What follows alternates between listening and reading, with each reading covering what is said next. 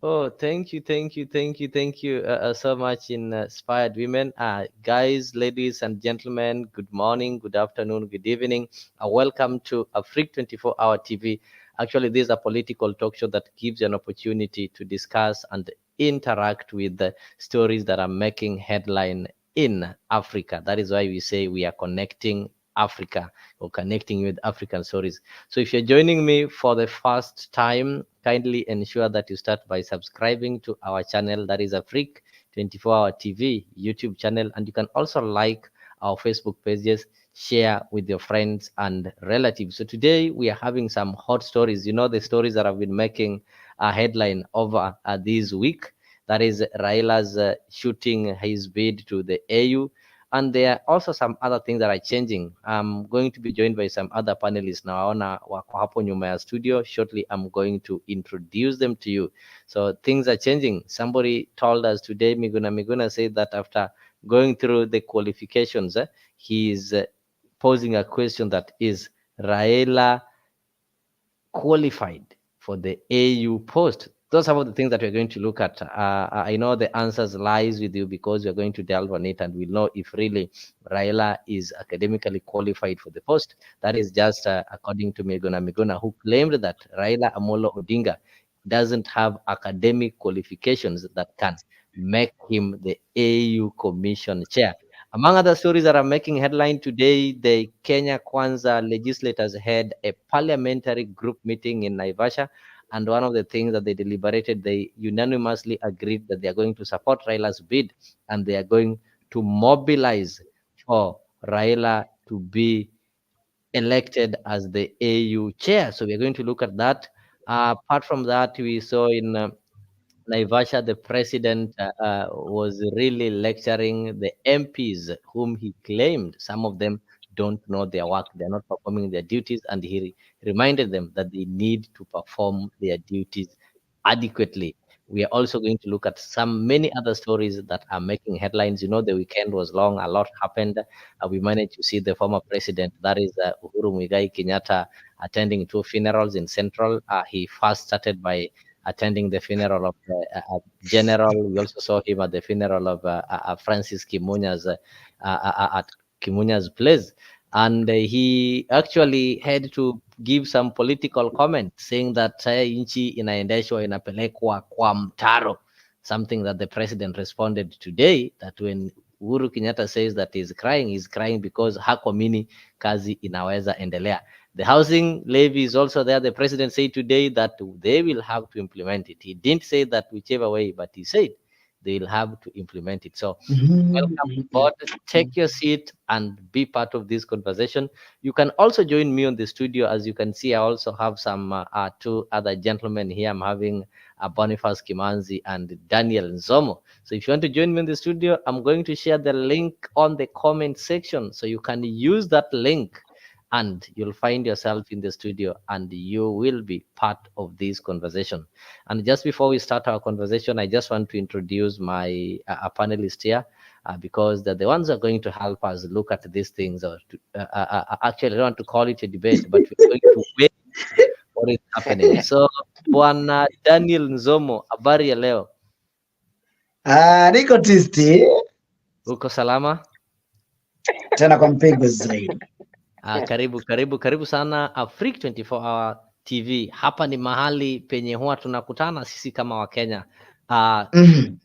Bila kujali mahali unatokea au mahali unajiunga nasi, lakini tukikutana tunazungumza mambo ya Kenya, tunajaribu kutafuta suluhisho ili tuweze kusuluhisha zile shida tuko nazo sisi kama Wakenya, na pia kukosoa viongozi wetu wale ambao tumepatia nafasi kutuwakilisha pale, kwa sababu mara nyingi unapata wanazembea kazini na bila sisi kuwasukuma hatuwezi kupata kazi kutendeka jinsi ipasavyo. So, karibu sana. Hivi karibuni tunaenda kuanza mazungumzo na mazungumzo ni moto moto. Kuna swali inaulizwa pale kwa, je, Raila ametosha mboga ama hatoshi mboga? Hilo swali najua wewe pamoja na wengine taweza kulijibu, na baada ya mkutano huu tutajua kama hajatosha mboga. Wacha tusikize kutoka kwa ndugu yetu Boniface. Good evening. Boniface, can you hear me? Yeah. Good evening. Mr. Liu, you can see that I brought that guy. That guy is known as Daniel Zama. He's white guy. He's a journalist. Oh, that's great. That's great. Actually, those are the people that we want. We are discussing matters Kenya, and we can't be able to leave. Are you hearing me? Yes, I can hear you. I can hear you. Proceed.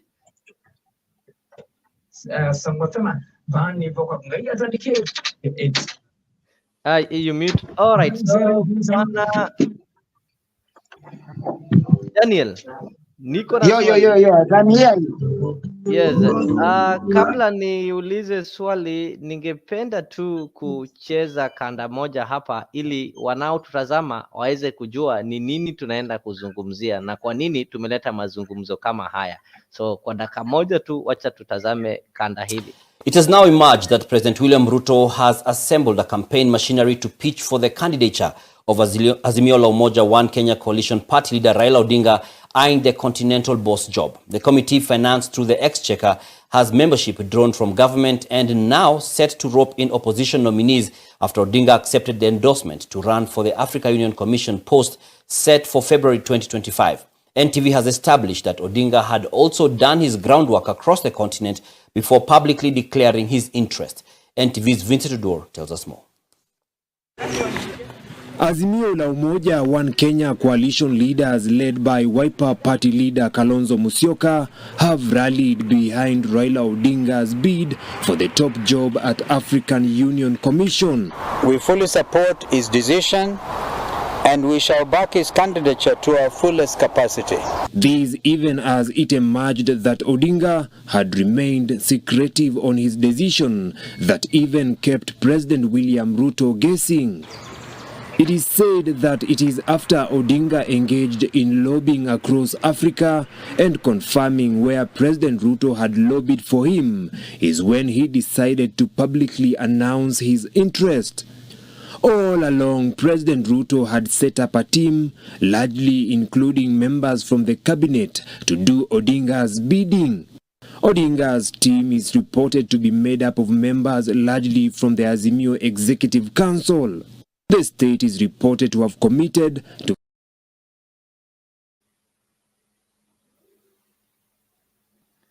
All right.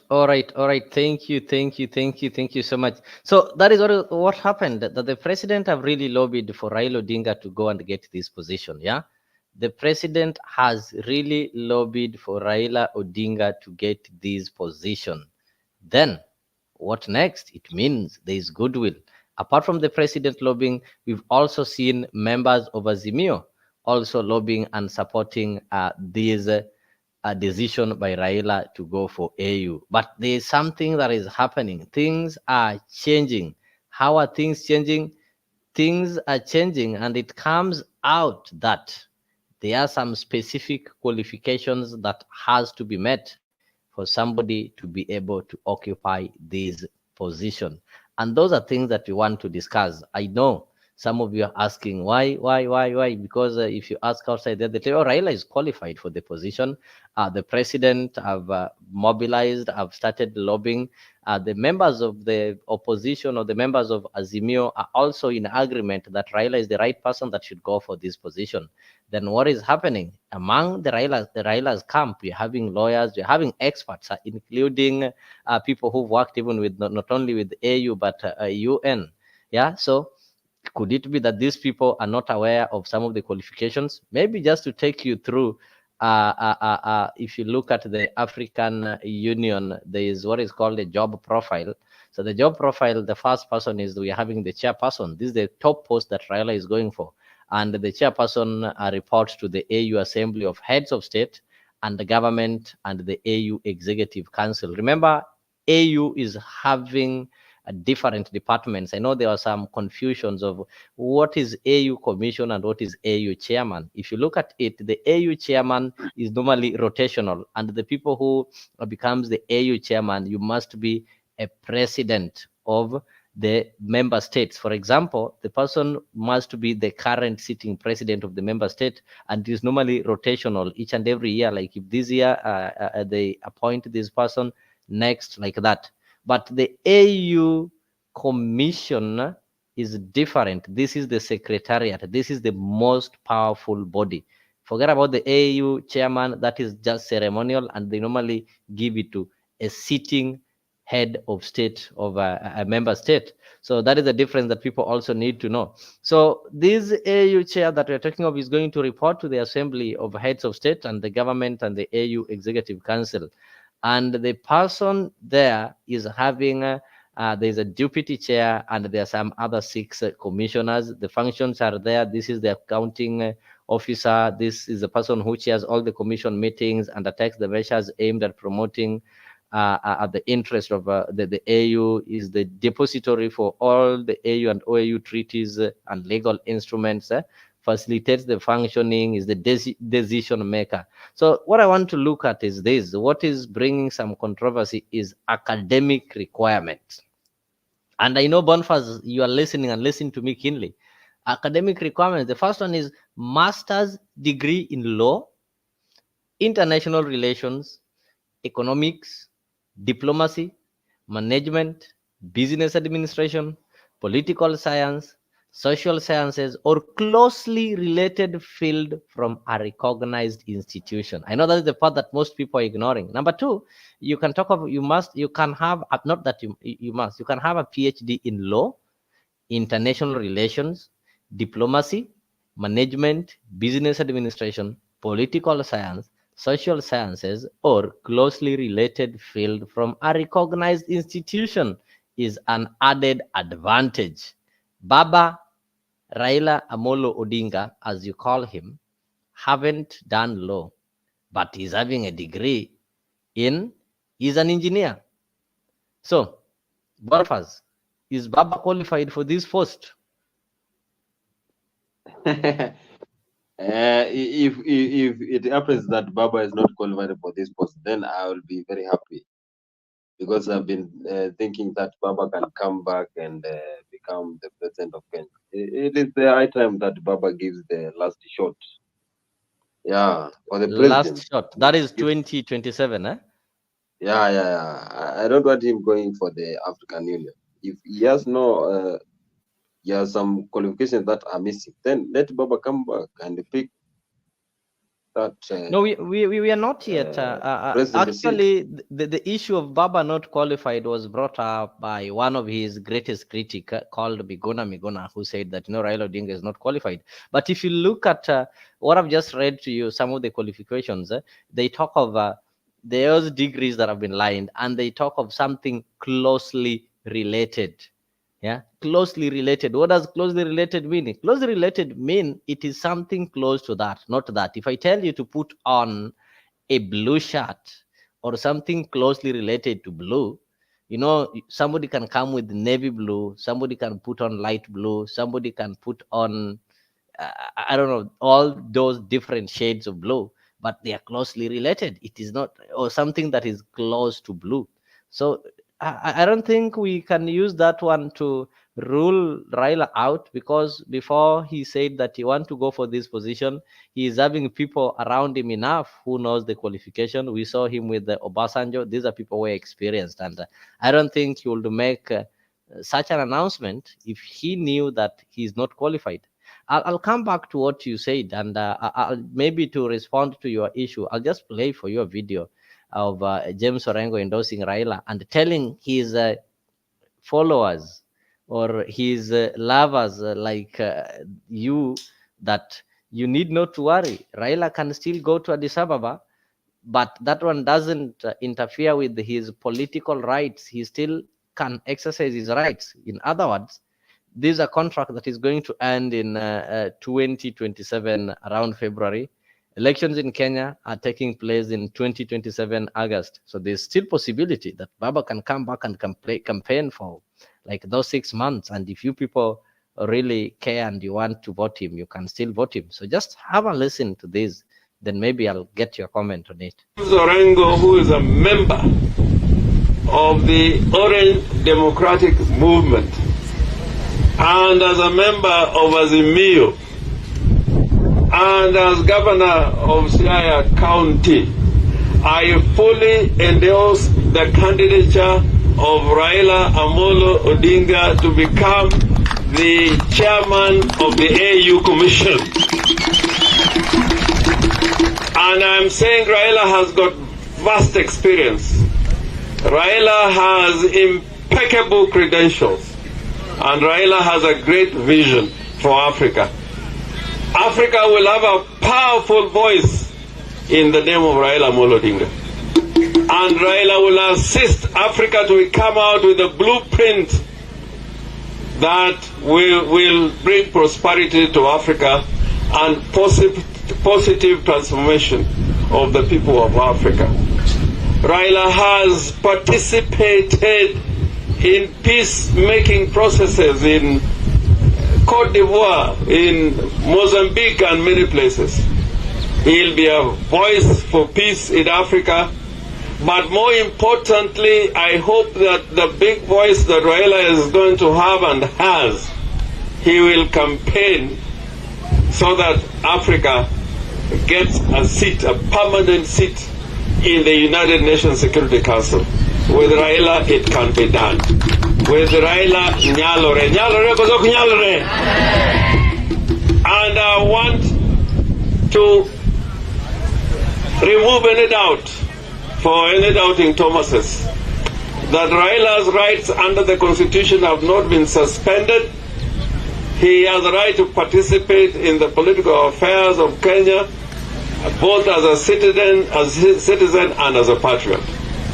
And ODM, the party that Raila leads, Raila has made it a nationwide machine from coast to the lake, from Turkana to Lunga.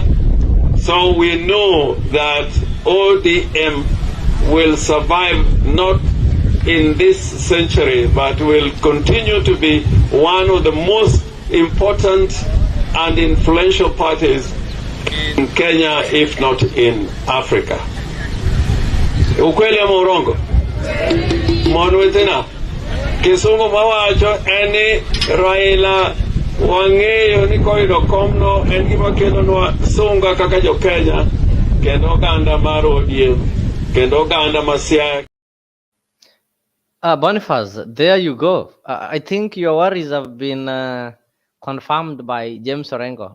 He really tried to cool you down, that you have been worried that what is going to happen if Raila goes to AU. So are you still worried? Or you still insist that asiende?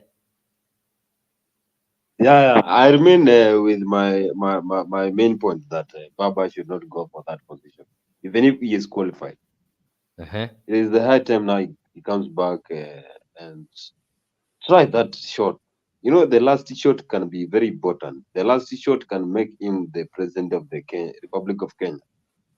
So what he needs to do is to come back, and we only have a few years. Now it's back in 2024, 2025, and 2026. That is a campaign time.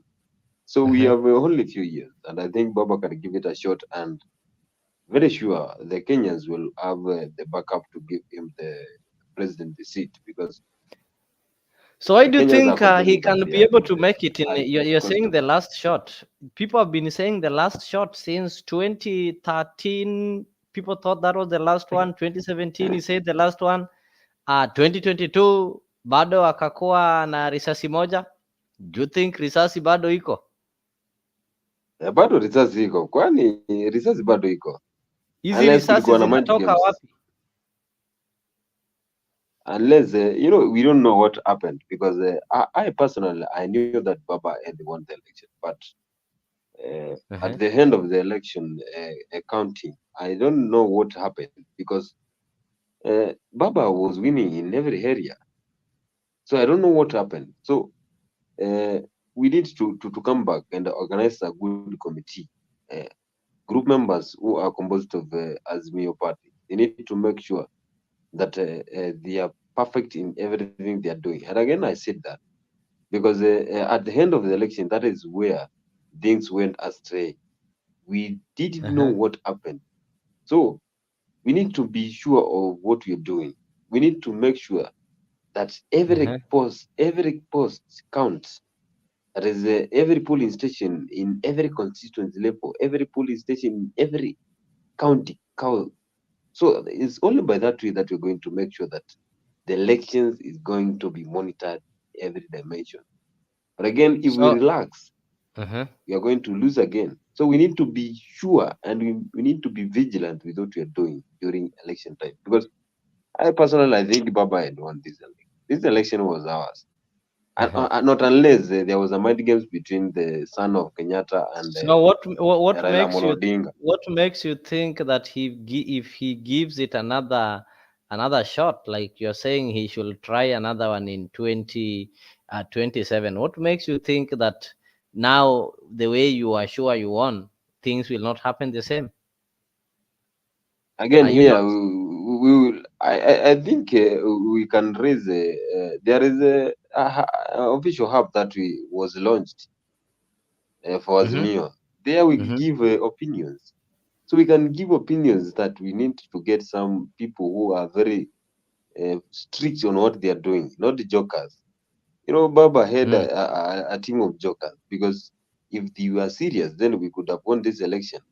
And again, so this shot, I mean, Mm-hmm. is the last shot because now every Kenya is now complaining about the ongoing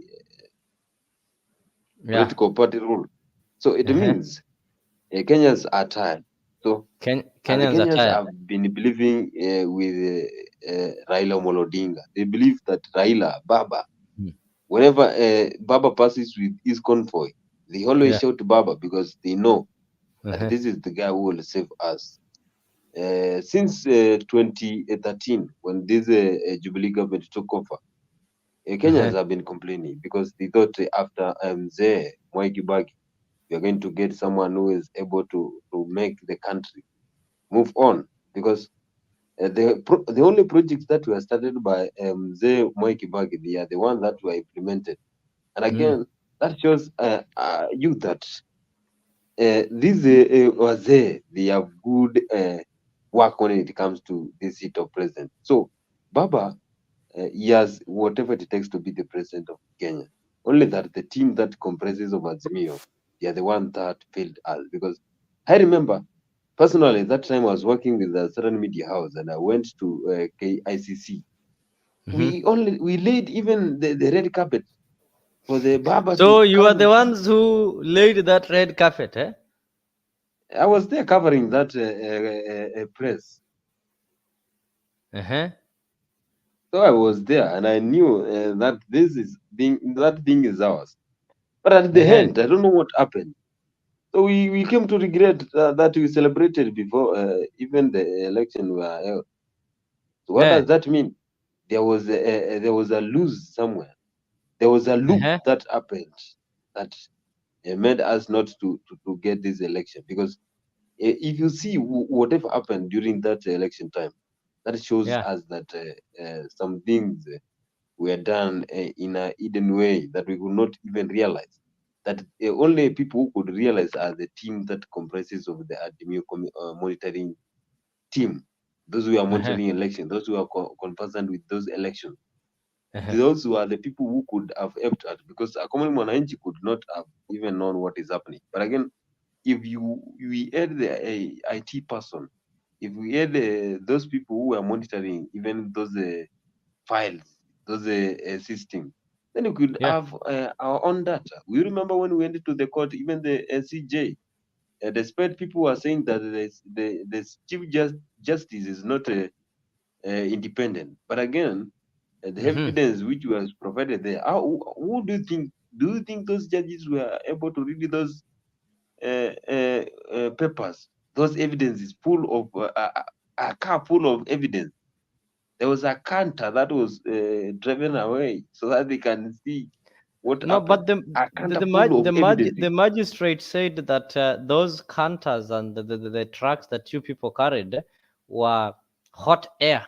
They did not carry any weight. So this is a question that I want to ask you, Boniface. Even as you say that Raila should give it another time. This is a situation whereby you people want Raila to wait for 2027. That is how many years from about 3 years from today. so that he can give his last trial, or maybe just another trial which might be last and not last. And here there is a situation, there is an open opportunity for Baba to become the president of Africa, 55 plus countries, and almost everybody is supporting his bid, including the people that you describe as his enemies. Now, they say a bird in hand is worth two in the forest. So why would Raila wait for 2027 when he can get something now? Just listen to some of the people who are supporting his So even bid. after politics, Your Excellency, we are still your daughters and your sons. We still love you. We still need your counsel. Dukana no gyo neitwe. Tuitage tukaria nawe. Ukatutara tono tukwedete. I will toro kuradima muno to the Kingoris family. We'll pray for you. May God give you peace that surpasses all the peace. We will stand with you wherever you need us. We are. In fact, nimekuja nimesikia ndugu yangu Uhuru Kenyatta ako hapa. Nilikuwa na drive on the wrong side. Nikuja hapa nimwambie my friend, uchaguzi lisha, tukae pamoja, tusonge mbele, tujenge Kenya yetu. Na nilikuwa hiyo spirit pia ambayo mimi naunga mkono. Hii maneno ya rafiki yangu Raila Odinga apewe kazi huko. Kwa sababu akipata hiyo kazi, Kenya imepata kazi. That is Moses Kuria, anaunga mkono. And listen to what this The ruling United Democratic Alliance, or UDA party, has formally expressed support for opposition leader Raila Odinga's bid for the African Union Commission chairperson's position. Now, UDA Secretary General Cleophas Malala heaped praise on the Azimio la Umoja One Kenya coalition party boss, terming him a true Pan-Africanist.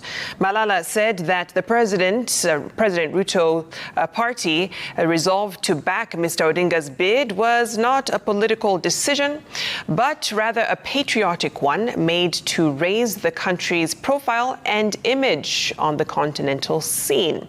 Kenya Kwanza will retreat tomorrow to Naivasha for a joint parliamentary group meeting chaired by party leader President William Ruto to, among others, take a position on backing Odinga for an AU job. And as a coalition and as a party, specifically the ruling party, UDA, we have decided to put our foot down and support Raila Odinga from the sky, on the land, in the sea, whichever place and whatever avenue that we may be having, we will put our resources to support the candidature of Raila Amolo Odinga. Raila was on the forefront of the greatest leaders who have championed the entrenchment of the tenets of democracy and the rule of law. Today, as the continent goes into deep waters, seeking the emancipation from perpetual dependency on external supports, a man of his stature has the capacity to chart our path and that of Africa to great height. In my capacity as the Secretary General of the ruling party, I wholeheartedly support his bid. I also urge our party supporters and our general membership to support his candidature. That is what is happening. Karibu sana Yegon, karibu sana Goodyear. It's great seeing you this evening. And the question that we're asking, is Raila academically qualified for the AU post? Of course, you're going to look at that, and you're going to look at some of the qualifications, and you're going to get an interpretation of that clause that says related. They've talked of some of the requirements, but they've not closed it. They've left it open, talking of related. So Raila might not have a master's degree in law or administration or international relations, but he is having a degree in engineering. He's an engineer, so that is related. So for those people who are saying Raila is not qualified, I think we need to explore that part called related. And Boniface is telling me that Raila should just remain and wait for 2027 and give his last trial and he's certain Raila is going to win in 2027. So Boniface, I've told you now, there is 2027, 3 years to come, which Raila is not sure. You've heard William Ruto say that, okay, you people niliweza kuwashinda kama mko na KCPE, mko na Kibicho, mko na DCI, mko na IEC, and all those kind of deep state and systems and everything. But now, I am the deep state. I am the system. I'm the everything. What makes you think you will be able to beat me? Just more. Karibu sana. So the question I'm asking you, Raila angoje ile ya kubahatisha ya 2027, then aache this one that has already brought itself. You've seen, nobody is opposing it. Right from the ruling party to his own friends, they're telling him, go for it. This is a guarantee. Hii hata ukipenda kuweka red carpet sasa hivi, weka red carpet. And by the way, those people who follow Raila Odinga, I'm told some of them have started asking for rentals. Wameanza kutafuta vacant huko Addis Ababa, mabedsitter and the Airbnb huko, waiting for that thing, that day. People are started, some of them have also started learning some Amharic. You know, when you go to Addis, few people there speak English. They speak some Amharic and Arabic, and their local dialects there. So people started practicing how to speak Amharic. And you're telling us that Baba Angoje 2027, Bonfas, is this one? Did you still believe in that? Karibu sana MC Jason, nimekuona pale. I believe in that because it is not a guarantee that Baba is going to win that AU chairman. Because the other countries have already submitted their candidates. So there is a competition there. Yeah. So we have some countries that have released their candidates so that they can vie for the AU chairman. So it is not a free entry that is going to win that chairman. So we have a long way to go. And those who are optimistic for Baba going there, then they need to change their mentality because I think now, going back to the election that we had back in 2022, we saw that the competition was very stiff, and the ruling party, that is the Huda, was even collecting a large number of votes to some constituencies and areas that were fully occupied by Baba. So now, come 2027, the ruling party, I think the ruling party now will be collecting 0 votes in every area because no one will be able to vote for that ruling party. So if they will be collecting 0 votes, how come will they have won the election? Because they will only collect a big number of votes in very few counties. So if out of 47 counties, we collect 40 counties, that is 99%. How are they going to win the election? We will have the full evidence. So come 2027, we are going to beat this guy. And we are very So you're saying come 2027, you're going to be this. Let me see what people say. I can see Princess Amy TV, karibu sana. Hello, MC Jesse, karibu sana. Goodia. Goodia is saying that Morocco and Algeria put up their candidates a month ago. AU chair is not going to be a walk in the park. But Goodia, we are told that what matters is not putting your candidate, but is how you mobilize. The president said that they are going to use all the resources. They're going to pull their resources at the ruling party and ensure that their candidate, Raila Odinga, wins. We've also heard that Raila has also started, he started making these connections long before he realized that the president was also supporting him. So he just decided to make it open when he realized the president is also supporting his bid. But initially, he was doing it kisiri-siri. Okay. Remesu Yegon is saying that when was the last time Raila fixed a flux capacitor? I doubt he could figure out anything in engineering later. Yes, Raila is an engineer, but what does he do? He decided to now practice politics full time. When was the last time you saw Kalonzo Musyoka representing somebody in court? Did you remember that? Did you remember seeing Kalonzo Musyoka arguing? That one doesn't stop him from being a lawyer. He is a senior counsel, of course. You're gone. Come on.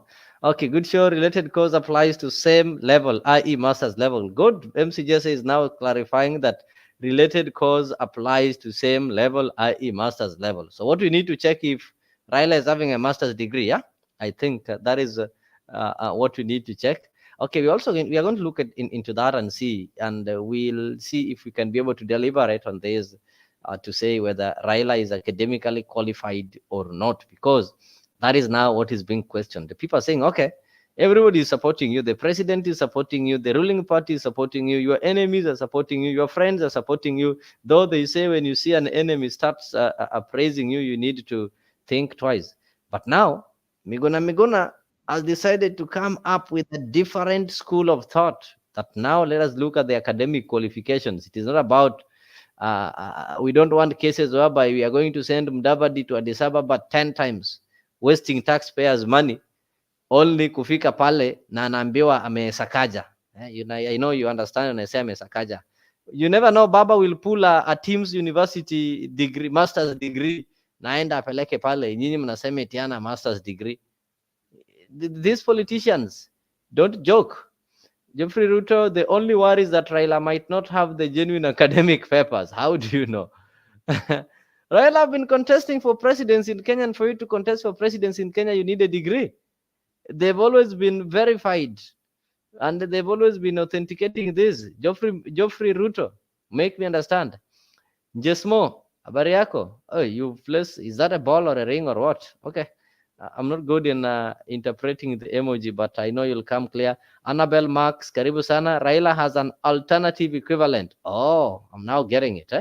If AU will consider that is another question. Yes, Annabelle, before when I started, I just read some of the qualifications. Let me go through these.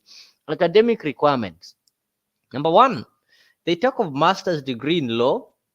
It can be international relations, economics, diplomacy, management, business administration, political science, social sciences, or closely related field from a recognized institution. PhD in law, international relations, diplomacy, management, business administration, political science, social sciences, or closely related field from a recognized institution is an added advantage. Yes. So that is it. Because if they say PhD, then I see as going for a PLO Lumumba. Is the former president having a master's degree? I don't know. So Bonfaz, you've Godfrey saying that you don't need anything to be a president in Kenya. You just have to know how to steal votes. Oh, this is serious. Goodyear is saying that you don't need anything to become a president in Kenya. Just have to know. What a comment. You are insisting that Raila can still become a president in Kenya in 2027. Has he learned how to steal vote? Yeah. I think I'll go by Goodyear comment. Yeah, she has said that you don't need anything to be a president in Kenya. You just have to know how to steal votes. Definitely, we know that whatever has been happening to Kenya, that Kenya, we have been getting a lot of things that happens during the election. We have malpractices such as stealing votes, most of people interfering with the system. Some other people just go into the police centers and try to convince the voters so that they can vote for the specific party. So many things happen during election, and we need to make sure that whatever happens, then if that happens, and it has been happening since 1992, even back in 1980s, it has been happening when the technology was very poor. Now we have very advanced technology that can detect anything that is happening. So we just need, and I've been telling you this, as an Azimio supporter and a die-hard supporter of Baba Raila Odinga, what we need is that we need to have someone who is very sharp when it comes to information technology, someone who is monitoring the election. Because I will not go back to say someone who was monitoring election during 2022 general election when it comes to UDA. But there's a guy there. That is the guy who determined the election. And I'm very tempted when I'm seeing that. Because he was the IT specialist. UDA has two guys that are very sharp when it comes to information technology. I'm very sure they are the one who determined the election. Because if you know how to operate the computers, then you can do everything. But I think Azimio equally had people who were more conversant with the technology, and they had some good IT experts. There's this guy called, is he Njoroge? Yeah. Njoroge is very low when it comes to IT. Let me give you an example of an IT specialist. Number one is the Minister for Energy, Davis Chirchir. Yeah. Those are the kind of guys that we want when it comes to IT in Azimio government. Yeah, Davis is very sharp. And we also have this other one that is Dennis Etumbe. No, but I think Itumbi is just a journalist. Yeah. Etumbe is, but he's a journalist. But again, when it comes to matters involving information technology, that guy is very sharp. Yeah. So we cannot say anything about it. We need just to make sure the entire group that comprises the Azimio. Somebody is communicating to you there. Max is telling you that, you see, if Raila's network cannot manage a successful campaign, how can they run a country? They did not manage a successful campaign. You people are complaining that, oh, you see, the other guys had some IT experts. Oh, you see, somebody did this. Oh, you see.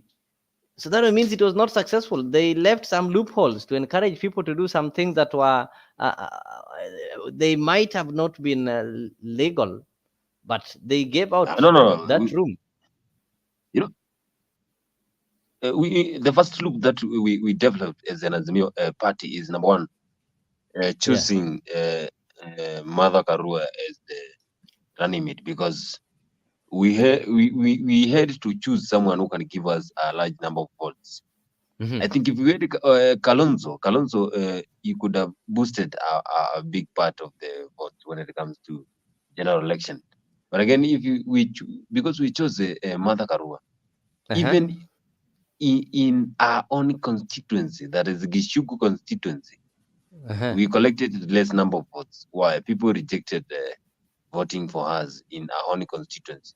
So that was a big low. But again, the committee that was comprising the Azimio, they were the only people who made us feel this election. Because if they were not able to monitor what is happening, then what was they doing? They knew this is a sensitive time now. There's no time to sleep. And again, we had mobilized. We had made sure that every part of the country, they will vote us. I knew because Baba was being supported by everyone, unless there was a mind game. Whenever President Uhuru Kenyatta went to any place, he was saying that he is going to make sure that they ameingia kwa kiti. But again, unless it was a mind game. But if it was a mind game, then that was the psychology of the highest level. So what we need to do is that already everyone, we saw what was happening. And Baba is the president of the people. Despite we have the status, but we have the president of the people. Huyo ndio rais wa wananchi. The moment the cost of living was high, before they called for dialogue, Baba even called for maandamano.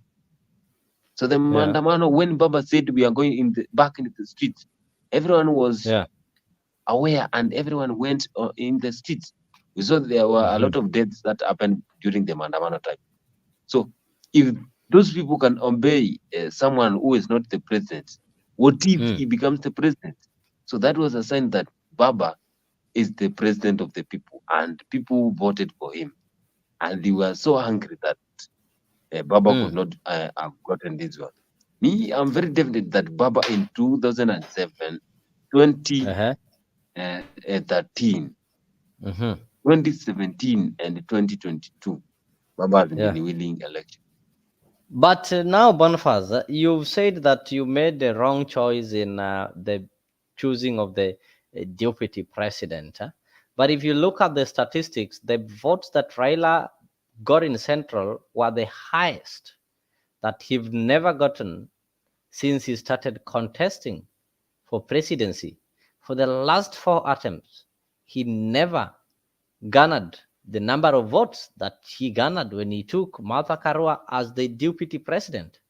And when you also look at the Kalonzo factor, despite the fact that he did not pick Kalonzo as a running mate, he still got most votes from Kalonzo's backyard. So Kalonzo's people still voted for him fully. You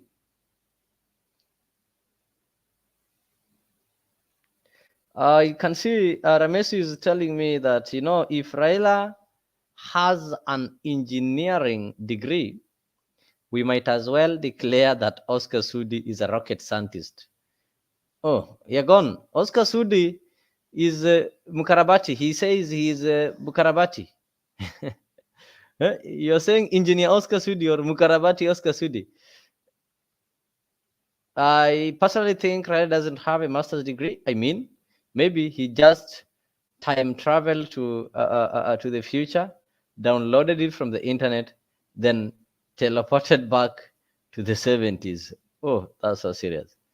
So, Boniface, as much as we agree, most of Kenyans are on the same page with you that Raila should not go to Addis Ababa. Instead, he should remain and deal with the issues Kenya and ensure that as he deals with the issues of Kenya, he focuses on 2027. But there are people saying that 2027 should be Kalonzo's time. And remember, Kalonzo have started campaigning. You've seen him with Babu Wino.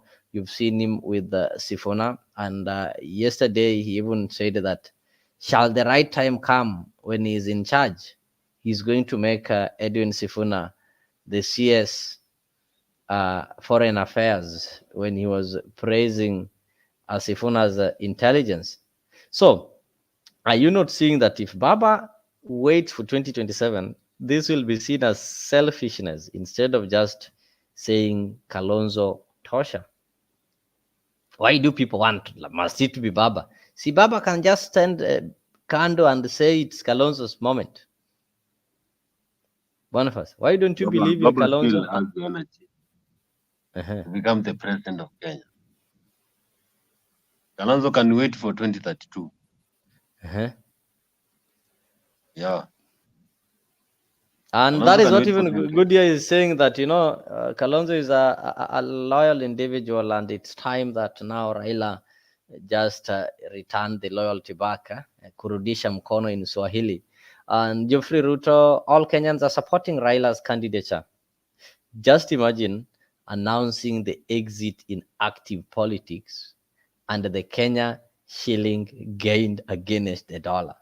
This was great news for investment. Oh, Geoffrey, allow me understand this.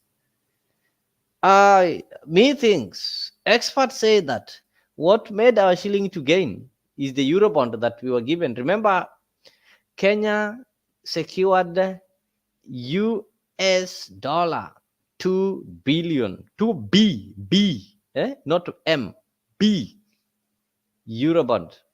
And this Eurobond, we did not borrow it so that we are going to invest or maybe develop some infrastructure or do some development. We borrow it so that we can be able to use it to pay that other Eurobond. We borrowed a loan to pay a loan. So the other Eurobond, this amount we are supposed to pay in June. So this money was given in terms of dollars.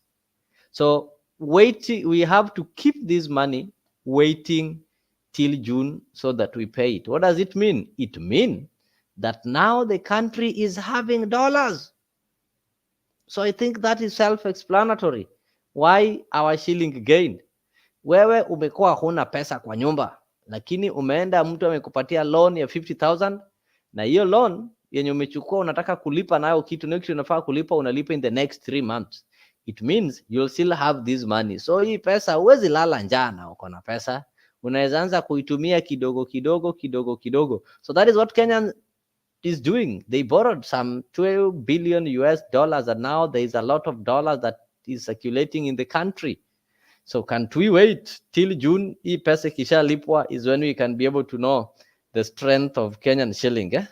Anyway, everybody is entitled to their opinion as long as you can be able to substantiate and prove your explanation. Yeah, as long as you can be able to tell us how Raila announcing his exit made the shilling to gain. I like that kind of reasoning. So Boniface, umesema ni baba, mambo ya Kalonzo hakuna.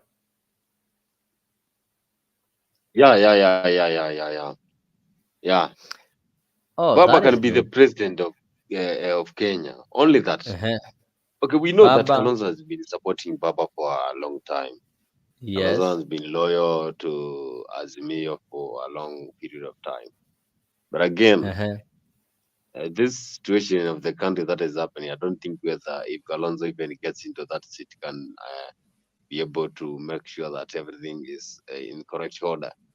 It needs someone like Baba Raila Odinga who can make sure that the things that are not in order in the country, they can be aligned and be like when we had remember Kalonzo served as a vice president, and the history has shown us that apart from Uhuru Kenyatta and his father, the late Jomo Kenyatta, the other people who've been president were once vice presidents or deputy presidents. Start with Moi. Daniel Moi was a vice president, and maybe through that he gained some experience that made him to operate as a president.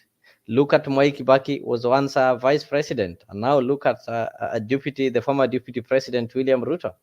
So why do you have to write off Kalonzo? And remember, Kalonzo was a deputy president in Kibaki's government, and during Kibaki's time is what we people celebrate, that we had some tremendous developments in this country. So why do you have to underrate Kalonzo and think that Kalonzo cannot be able to come up with the solutions to this country? I have not underrated Kalonzo, but going for Kalonzo when we have Baba in position, then that will be low. But again, if Baba endorses Kalonzo, then we have to agree. If Baba says that Kalonzo tosha, then we agree. But if Baba is willing to vie for the presidency, then we go for Baba. So if you have Kalonzo and Baba, then we forgo Kalonzo, we go for Baba. You know, in and business, people also say on the comment section that Kalonzo can't just rely on canvas only. He needs to visit different counties in Kenya. We don't even know his personality because he has been Raila's shadow. I think that is why Kalonzo currently has started to make some visits. The other day we saw him in central Kenya. So he's also started traversing this country. He started aligning himself with the people that he thinks can be able to help drive his agenda. Of late, we've been seeing him working with some of the young Turks, the Embakasi East member of parliament, Babu. We've also seen him this weekend working with Edwin Sifuna. Some good sign that he realized you can't just sit there and wait to be handed power. And as they say, uongozi uchukuliwa, he's also trying to work it. You saw him come out strongly to say that Azimio is still there and the opposition will still be active, despite the fact that Raila has shown some interest in going to AU, which they too wish him well. But he said the activities of the opposition will have to continue. They won't be interrupted because him, Kalonzo, is up to the task. And if you talk of that, what about Martha Karua? Can't you see a situation whereby Martha Karua can now lead and take care of Azimio and the opposition at large? No way. No way can Mother Karua can take a position for the Azimio. Because he was there, but only by chance that he was chosen to be the running mate for Raila Odinga. So the right candidate during that time was Stephen Kalonzo Musyoka. Whereas there is that Merwan guy. People suggested that we could get one of them, but again, Raila chose and the committee they chose Mother Karua. They had their reason. But again, I don't think whether that decision was made in a meeting whereby many people were involved. I don't think whether some decision were involved, like a dialogue. Are we going to make it if we have Mother Karua as the running mate? So they just wake up and chose Mother Karua as the running mate without even consultation from people outside the politics. So, we have people who are away from politics, but they understand politics in deep. So I don't think whether those people were involved as they chose those politicians. I So the get you. running mates, Yeah. that was very sensitive position during that area. What happened? President William Ruto had a lot of candidates, those who wanted to be the running mate. But again, there is a reason that made him choose Rigathi Gachagua. So, and it worked. We saw it working, eh? So I don't know whether it worked, but I'm not going to buy that. He is the president right now, so it tells you it works. It worked. I don't know whether it worked. That is according to you, Mr. Leo. But yes, what I know is that people outside the political environment, they were not informed as they chose, as the Azimio chose the running mate. So I get you. I think this is the high time. This is the high time. This is the high time now, considering the things that are ongoing in our country. Considering that everything people are, the citizens are saying that everything is on a total mess. So we need to wake up. We open our third eye. Make sure, come 2027, Kenyans will suffer for the next 3 years, because they are saying wherever you go in matatus, wherever you go in the areas that are overcrowded, you can hear people saying that this government. It means that people have a lot of conflicts when it comes to the ruling party. So this is high time now we go for Baba Raila Odinga. I believe Baba has the energy, because if he can vie for AU, then he has the energy, and that position goes for 5 years. So Baba is 79 years, and I know those old men, those who are born in the early 40s, 1940s, 1930s, they have that energy, because during that time there were no exposure to these toxic foods, and those people used to eat traditional foods whereby they were very strong. You can see Baba is very strong. He can dance. During the campaigns, he used to dance. So Baba can go for 140 years, and that will be my joy. So what about 10 years? If you add 79 plus 10 years, that one will be that is 89, almost 89. And again, 89, that is he is very young.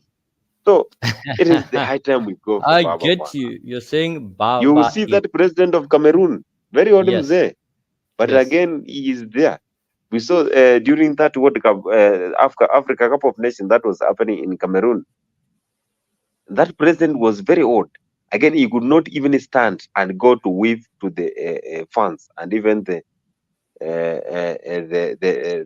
entire team. Why? He was very old. So if that president was the ruling person in Cameroon, then why not Baba, who is very strong and can go everywhere? He can even run. By the age of 89, that one will be able to make sure that he will leave the country in a total good condition. So I will always back up Mr. Raila Odinga, the son of Jaramogi Thank Oginga you, Odinga. thank you, thank you. Goodyear is telling me that Martha Karua, no, this is asking for chaos. Martha Karua was appointed as a temporary fix, that a plaster, not permanent bandage on a wound. Oh, that is what you mean. Okay, away from that, as we take a short break, not actually a short break, today there was a parliamentary group meeting for the Kenya Kwanza legislators. It's going to be there for 3 consecutive days. So they'll be there tomorrow and they'll wind it up on Wednesday in Naivasha. And this was attended by the members of the parliament, both houses, that is both Senate and the National Assembly, and the members of the cabinet secretaries, they were all present there. I just want you to listen to the speech by one Kimani Ichung'wah, that is the leader of majority in the National Assembly. Then we will pick it from there. Listen to this. And we all forget that it is you as an individual who adds to the collective numbers. And when one person again stays away in our constituency saying it's only myself, another one is reasoning the same way, and eventually we find ourselves that we don't have the numbers. And it's unfortunate. Last week, I have to report here, Your Excellency, on Thursday afternoon, the other side were more than us in the House. In fact, at one point, the leader of minority approached me to close debate on the affordable housing bill. Of course, knowing that if we closed at that point, they had the numbers. But we should be able to conclude that business tomorrow. Hopefully, on Wednesday afternoon, we get into third reading. Again, during third reading, we will be asking all of you to be present so that we're able to conclude with that debate and be able to process the bill forward to the Senate so that they're able to advertise it by Friday, do their public participation, and we get a new affordable housing bill before the next payroll. And usually many corporations, both private and public, process their payrolls after the 15th of the month. So we hope by the 15th of March, Your Excellency, you will have processed, you will have assented to the new affordable housing bill. We also have regulations. I know CS Nakumisha has been working very hard, taken the health laws regulations through public participation, and we expect that will also be coming before the House, both houses this time. We also have a number of bills that are in the Senate, especially touching on agriculture, critical bills, and I know the Honorable Aaron Cheruiyot will be speaking to some of those. Your Excellency, in conclusion, let me take this opportunity to also thank members of our cabinet who have been very diligent. I know there are many cabinet secretaries who have not had time to come before the House with the amended standing orders to answer to questions and statements. At times, because many of the questions that will be processed will touch on a few critical areas, energy, education. I know CS Machogu has been there quite a number of times, roads, and of course, security. I know CS Kindiki has also been there quite a number of times. There also have been issues to do with human-wildlife conflict, and those, the ministers in charge of tourism have also had an opportunity. There are many others who have not had an opportunity. We are making efforts to make sure that you find an opportunity. I will not encourage you to go the Margaret Thatcher regime way, where there was a scandal that was called Cash for Questions, where cabinet secretaries would pay members of the House of Representatives to ask questions so that you may be able to come and answer them. But we, in the leadership, will make sure that whenever there is a question that touches on any of your departments, for those cabinet secretaries who have not had the opportunity to appear before the House, to be able to prioritize those particular ministries to come before the House. Lastly is to request our cabinet secretaries, every time you find an opportunity to come and answer to a question or to a statement requested by a member of parliament, please take that time as also an opportunity to espouse on government policy. And maybe, for instance, I don't know, CS Eliud Owalo has not been there, for instance. If you get an opportunity to answer to a question, take that opportunity to also challenge us as members of parliament to also be a bit quick in pushing through government agenda, especially something like the ICT hubs. It's a perfect opportunity to come and speak to members of parliament and to the country, because you have almost a whole hour on TV free of charge. So it's a very good opportunity to also use that to espouse on government policy and push our agenda and market our agenda to the people of Kenya. And I hope many of you who have that opportunity this year will make use of that time in the House. It doesn't harm to talk to us, to generate questions on your behalf. If there's something that you want to come and speak to, if there's something on mining, and CS Mvuria, you have not seen anybody asking a question, if you talk to me, I can get a member of parliament to generate a question that will offer you an opportunity to come and espouse on what you want to do on the agenda of mining. Si swali ni swali. Na kwenye inatoka, sio hoja, bora ni ujumbe ifikie wenye inafaa kufikia. And by speaking to members of parliament from the floor of the House, you will also have an opportunity to speak to the country at a prime time when many Kenyans are watching. And I'm happy cabinet secretaries like the Honorable Kipchumba Murkomen has done very well in taking advantage of even very difficult questions. I remember when there was a question on the allocation of resources to roads, and CS Murkomen was able to turn around the question and put it back to Parliament itself. And I remember when he left the House, those of us who are members of the Budget Committee and the Roads Committee were pleading with Honorable Murkomen to please not appear back in the House. On the Kamukunji, he promised that he would even want an opportunity to have a Kamukunji with members of Parliament.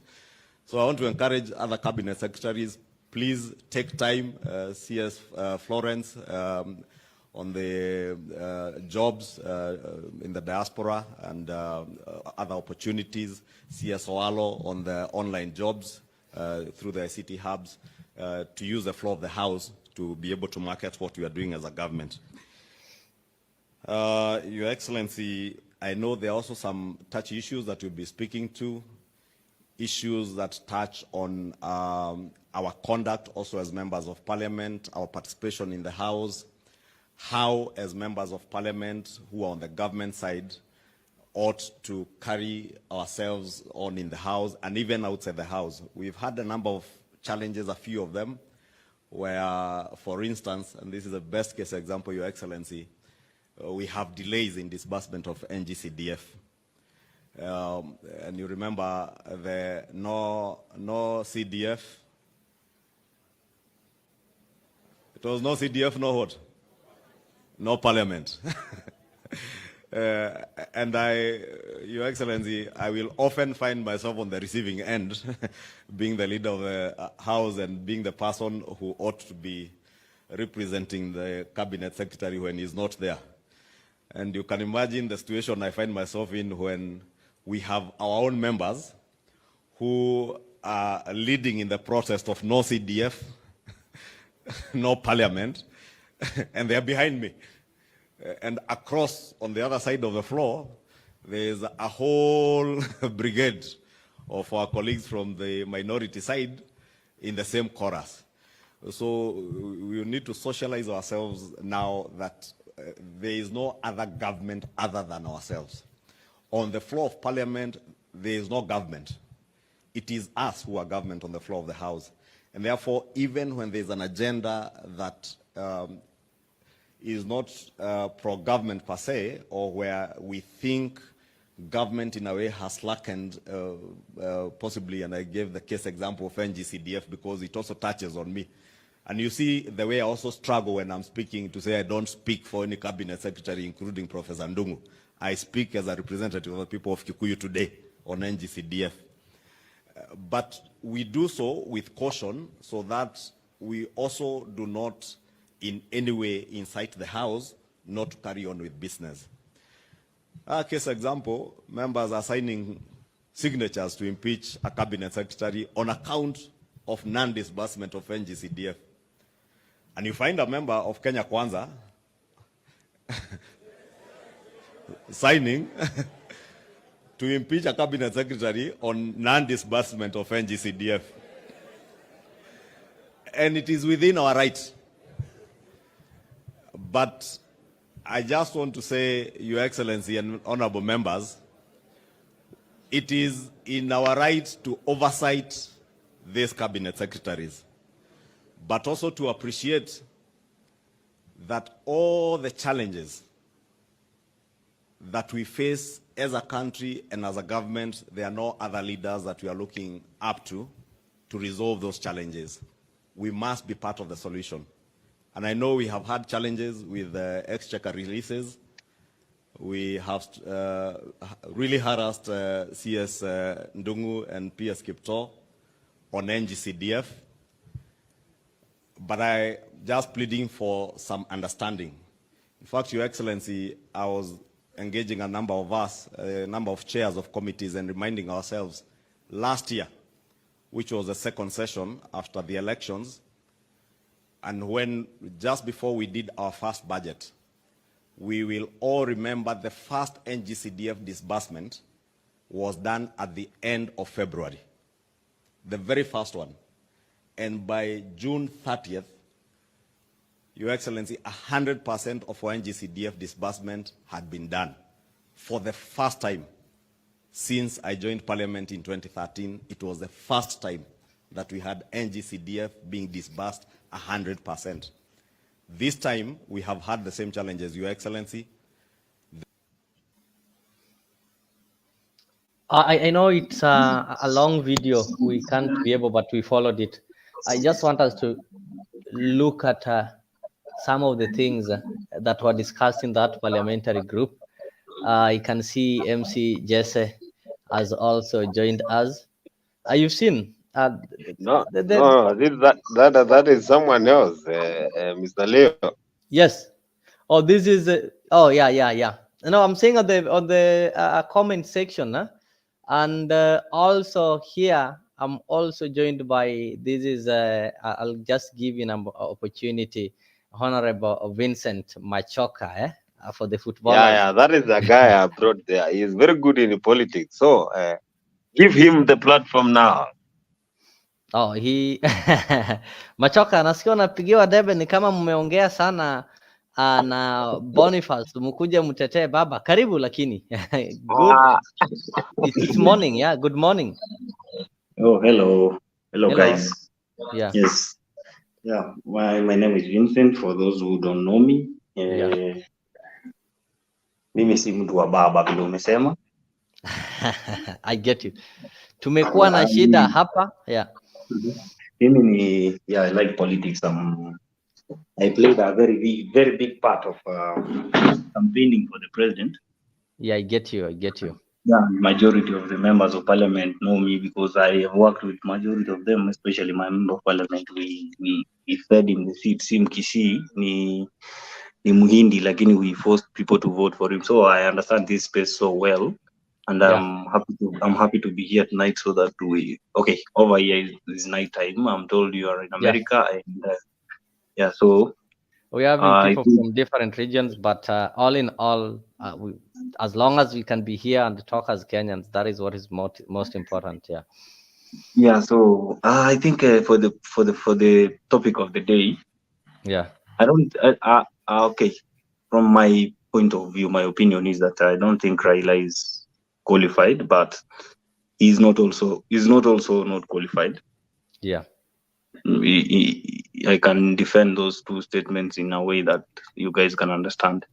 Number one, if I was to defend the fact that he is not qualified, academically, I've seen requirements that I don't think Raila can show, especially the PhDs and masters stuff. I don't think Raila has those of them, and and the point of now qualification that we think he might be, let me say, anaweza kuwa considered is because I think Africans don't take much keen in these details. Mostly ni kama tu Kenya.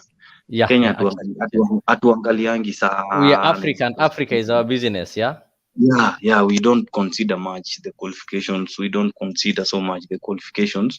Watu wanaangalianga who is Raila and what support does he have, what following does he have, and then anaweza ongea kizungu, anaweza kuna diplomacy ile yenye unajua Raila wanasemanga Raila is connected Africa na kuna connections outside Africa,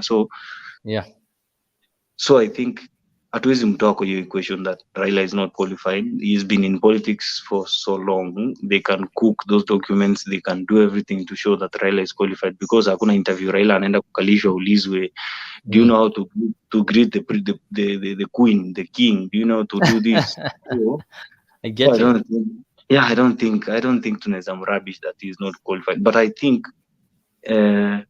wakienda kwa the academic stuff ingekuwa ni wazungu, especially in America where the qualifications are very very strict, the vetting process is very very complicated.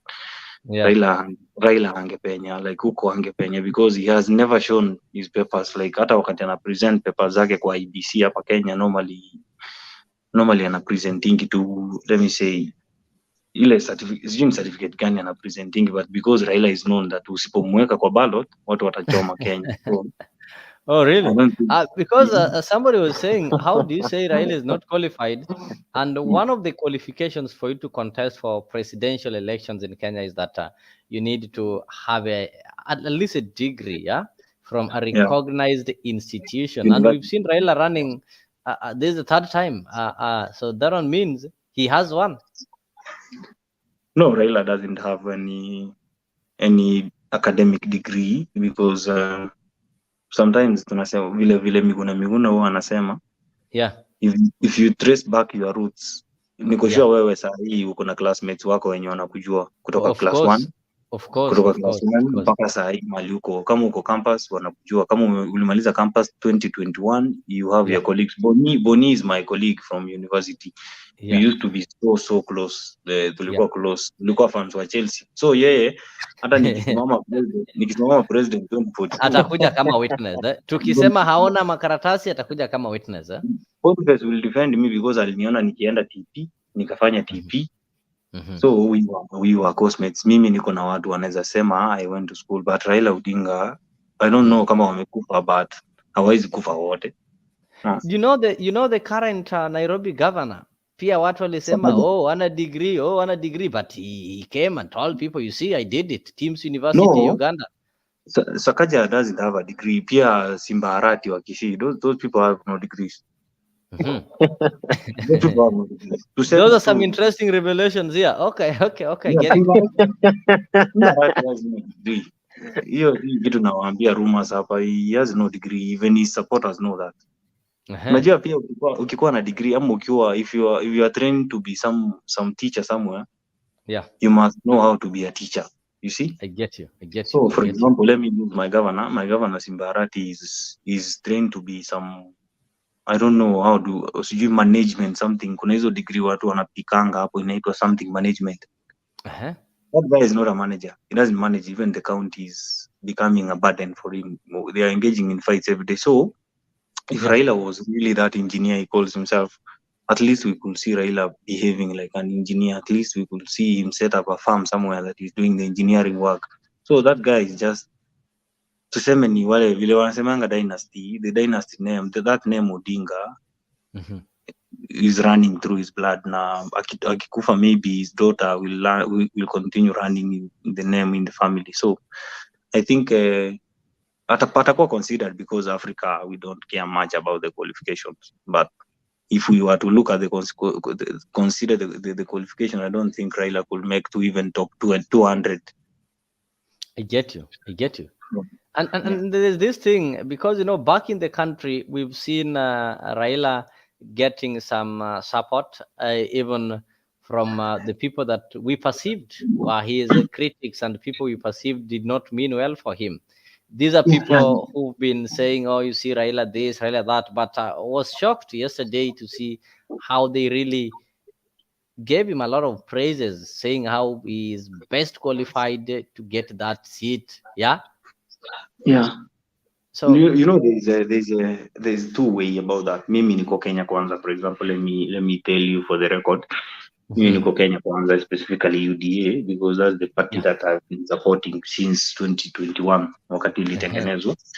Na nimekuwa nikifuatilia Ruto tangu 2005. I was 9 years old when I started following Ruto. So I know how that guy plays his cards, and he wants to have a very easy time to govern the country, because I don't want to praise him, but I know this guy has a plan, and that plan needs a peaceful environment to deliver the things he wants to do. So first of all, I can argue from my point of view that he's not doing away with Raila, but he has a very big ambition beyond 2032. So he wants to create a name for himself as president of Kenya, and as the person who brought change to Africa, in a way that, for example, he post Kenya Lipewa, he post champion for institutional reforms. Ruto is a ruthless person. He will go for that post na watu watamfeel the same way wakati alipatiwa chairperson ya climate whatever. That guy delivered. Even the world recognizes him as a champion of the climate, whatever. So that guy will go for those institutional reforms, and I think hii kampeni yake yenye ameanza hii ya kusema institutional reforms, especially the financial institutions, is my IMF and whatever. So he'll go for those things. Now he needs someone who is up there. So ndio maana anataka kuposition Raila huko juu. Ikuwe rahisi yeye mwenyewe kupush agenda yake kama president wa Kenya, na bado kama somebody from Africa who wants to make a difference in Africa. So the same way kina Nyerere have been recognized, the same way kina Mandela wamekuwa recognized mpaka saa hii. This guy is trying to create a space for himself so that the people in the future will study William Ruto. Okay. So you're saying that this position is not only, or the position is going to be so significant even to William Ruto himself, because somebody was trying to, I heard Wilson Sossion today say that if William Ruto and the other African leaders are really serious in supporting Raila's candidature, then they would not have given Ruto the position that they've given Ruto. So you are telling me that this position and maybe putting Raila at the top there is going to be so influential. It's going to help Ruto maybe achieve something and make something for his legacy in the reforms that you've been given. And back home, Ruto has achieved much than we expected. In fact, if you take time and go back to history and try to look at the journey that Ruto has walked through, you realize that this guy is not just someone who says something and doesn't do. So if he has promised Raila that he's going to get that seat, Raila is going to get that seat. Ruto will do everything in this world to make sure that seat is delivered to Kenya. And he already set up machinery. Mr. Honorable Vincent Machoka, what is that thing that Ruto is going to do so that Baba is going to get that a seat for chairman? There is an analogy that maybe we can try to understand together. Because, for example, right now, William Ruto has already positioned himself. Even other countries, citizens from other countries love William Ruto more than Kenyans.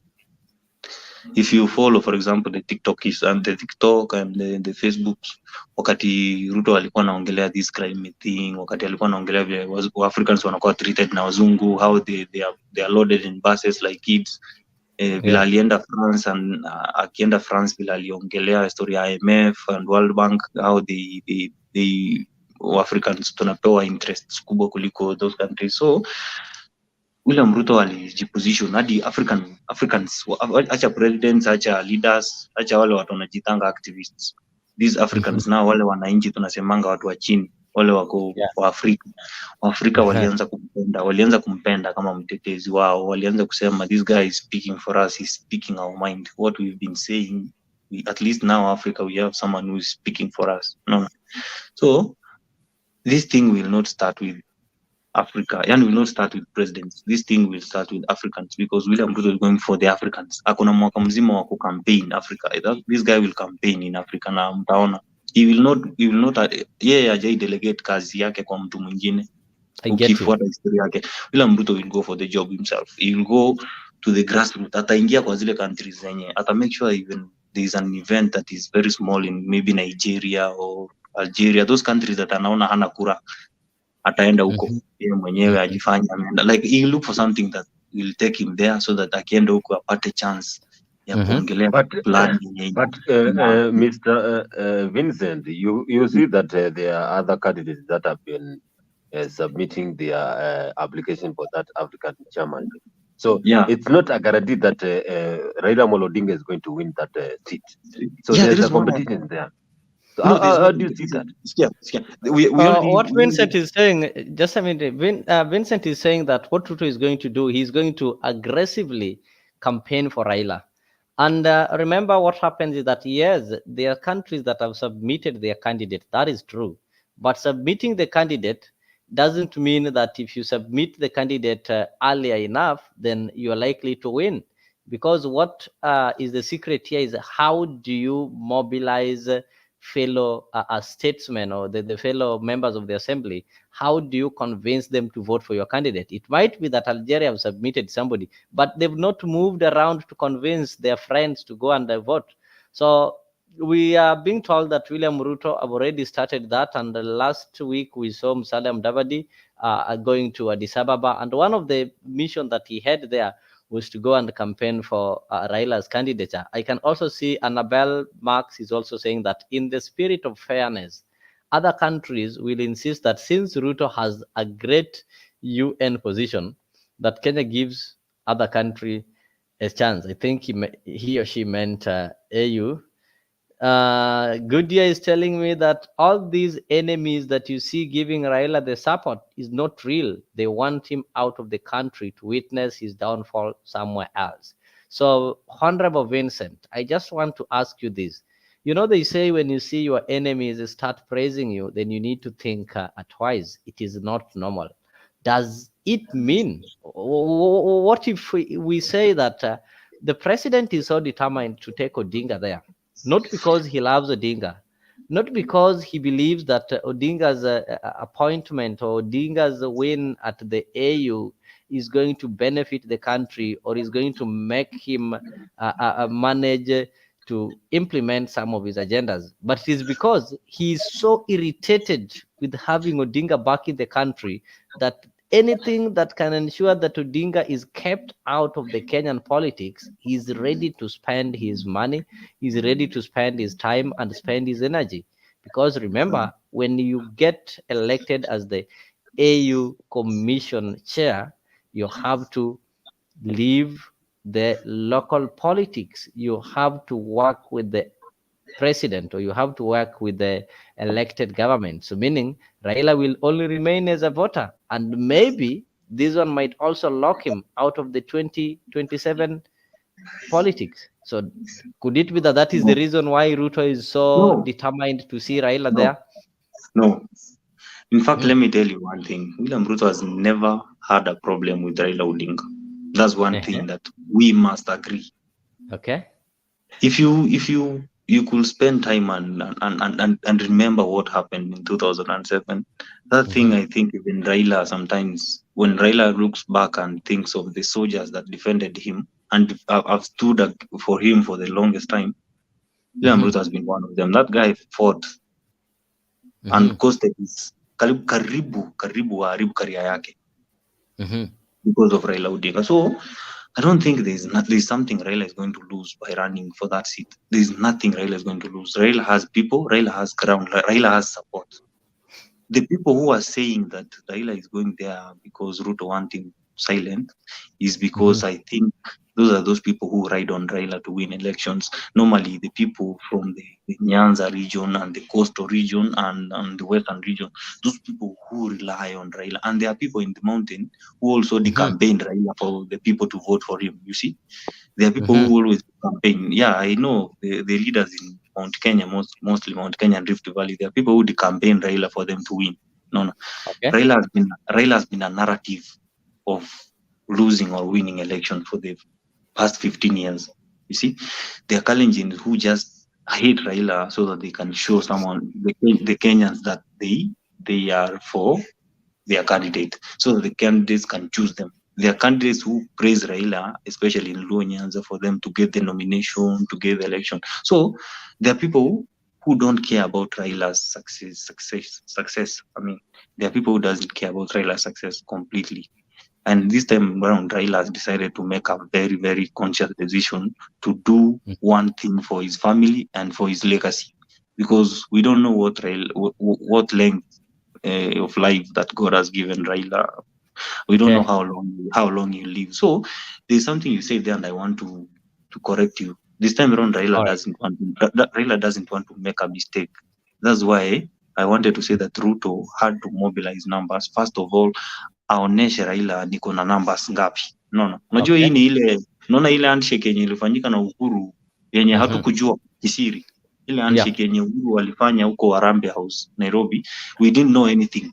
So this time round they did the same handshake, and Raila assigned Ruto a duty, akamwambia mimi ukideliver hii kiti, deliver the numbers and I will be okay. So Ruto went out on his way, campaigned for a whole year. Ukiangalia last year, Ruto went to almost 11 or 12 countries in Africa to campaign for, like, to just campaign for Africa, like anajaribu kuambia Africans that we must stand for us so that Kenya ikue kwa limelight. No.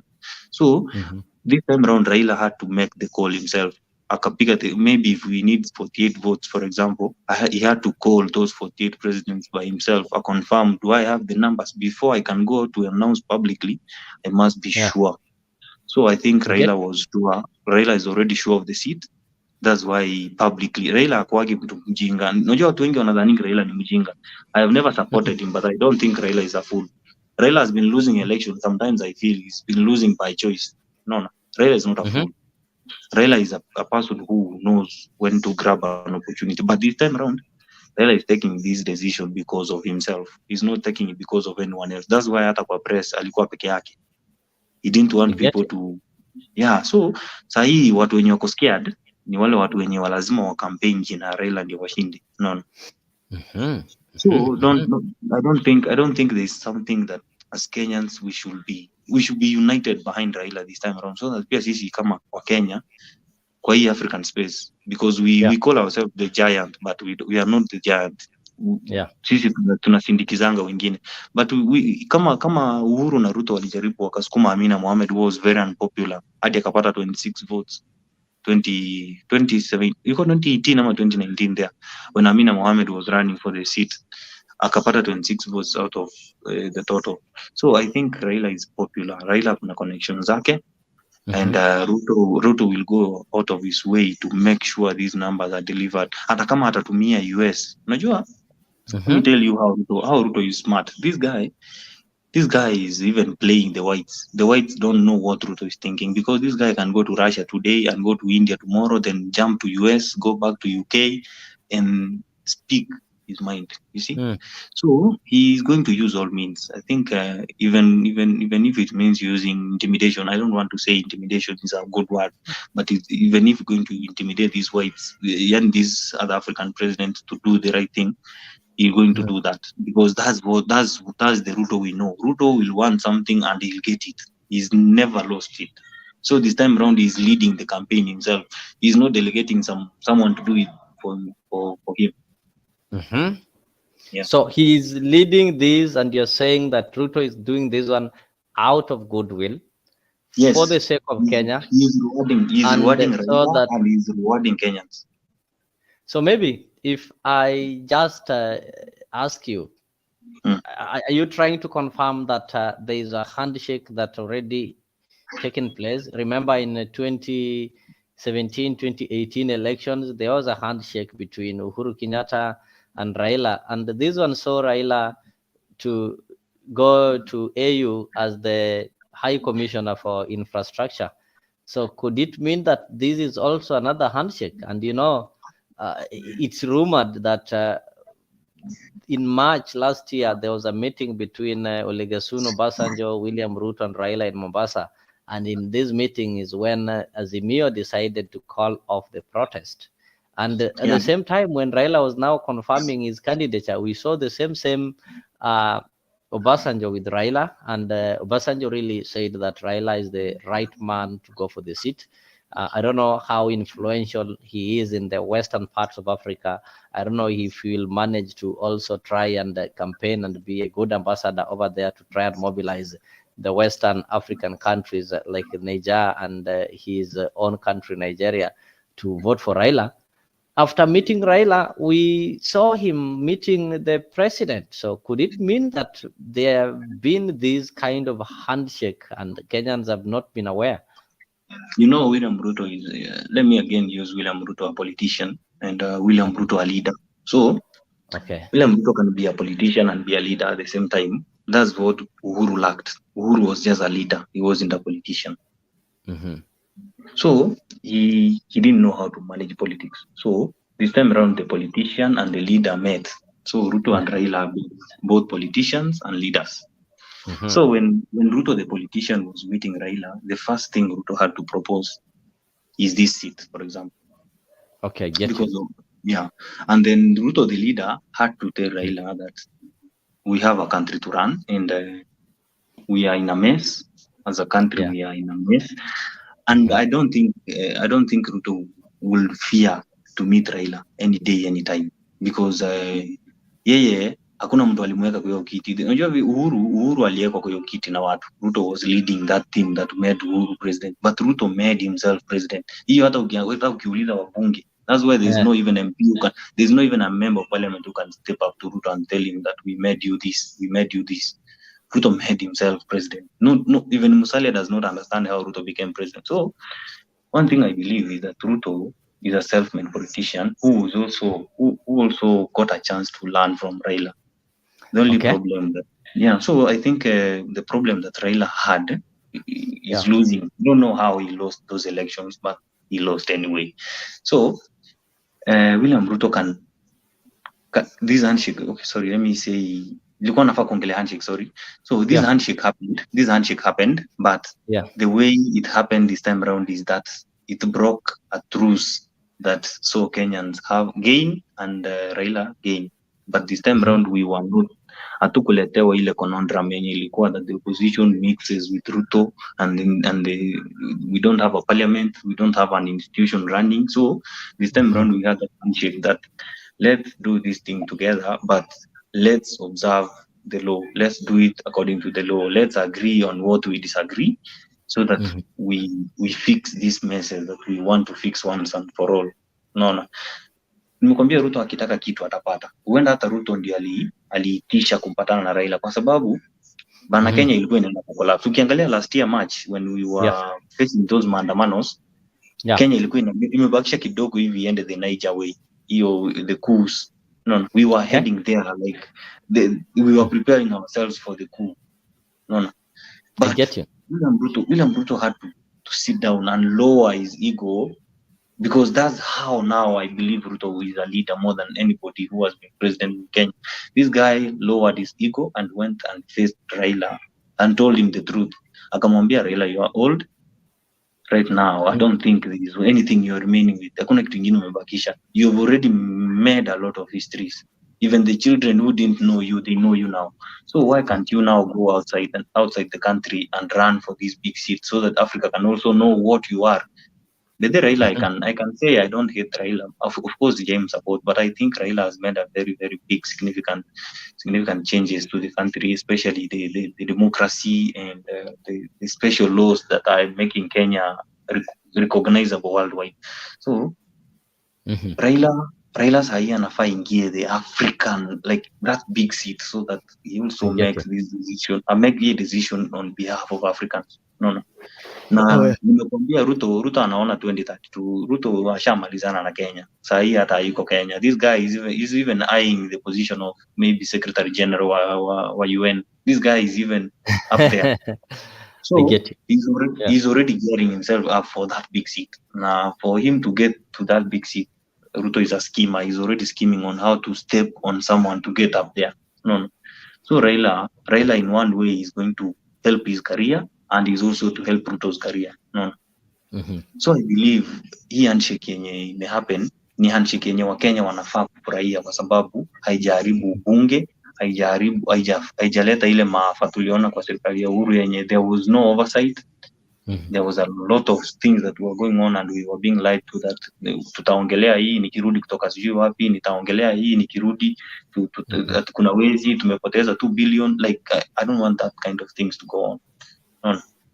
So let this noise that kuna hii noise yenye unaona Twitter yenye inakuanga. Twitter is a very noisy place and I like it. Napendanga hiyo noisy place because I usually read people's opinion and I laugh because watu kama Gabriel Ogudas ameshindwa kitu ya kuongea kwa sababu Raila got everyone by surprise. I was even surprised myself because I didn't expect Raila to make such kind of a declaration because that was, according to his supporters, that was betrayal. No, according to his supporters, but Raila had to do it anyway because he's 80, almost 80 now, and at 80 man, kurun for presidency na mtu kama Ruto mwenye ni aggressive, kuna kitu utapata. So right now Raila has decided that I will have to go out there and make the dream myself, and this is when we want to see what has Raila built.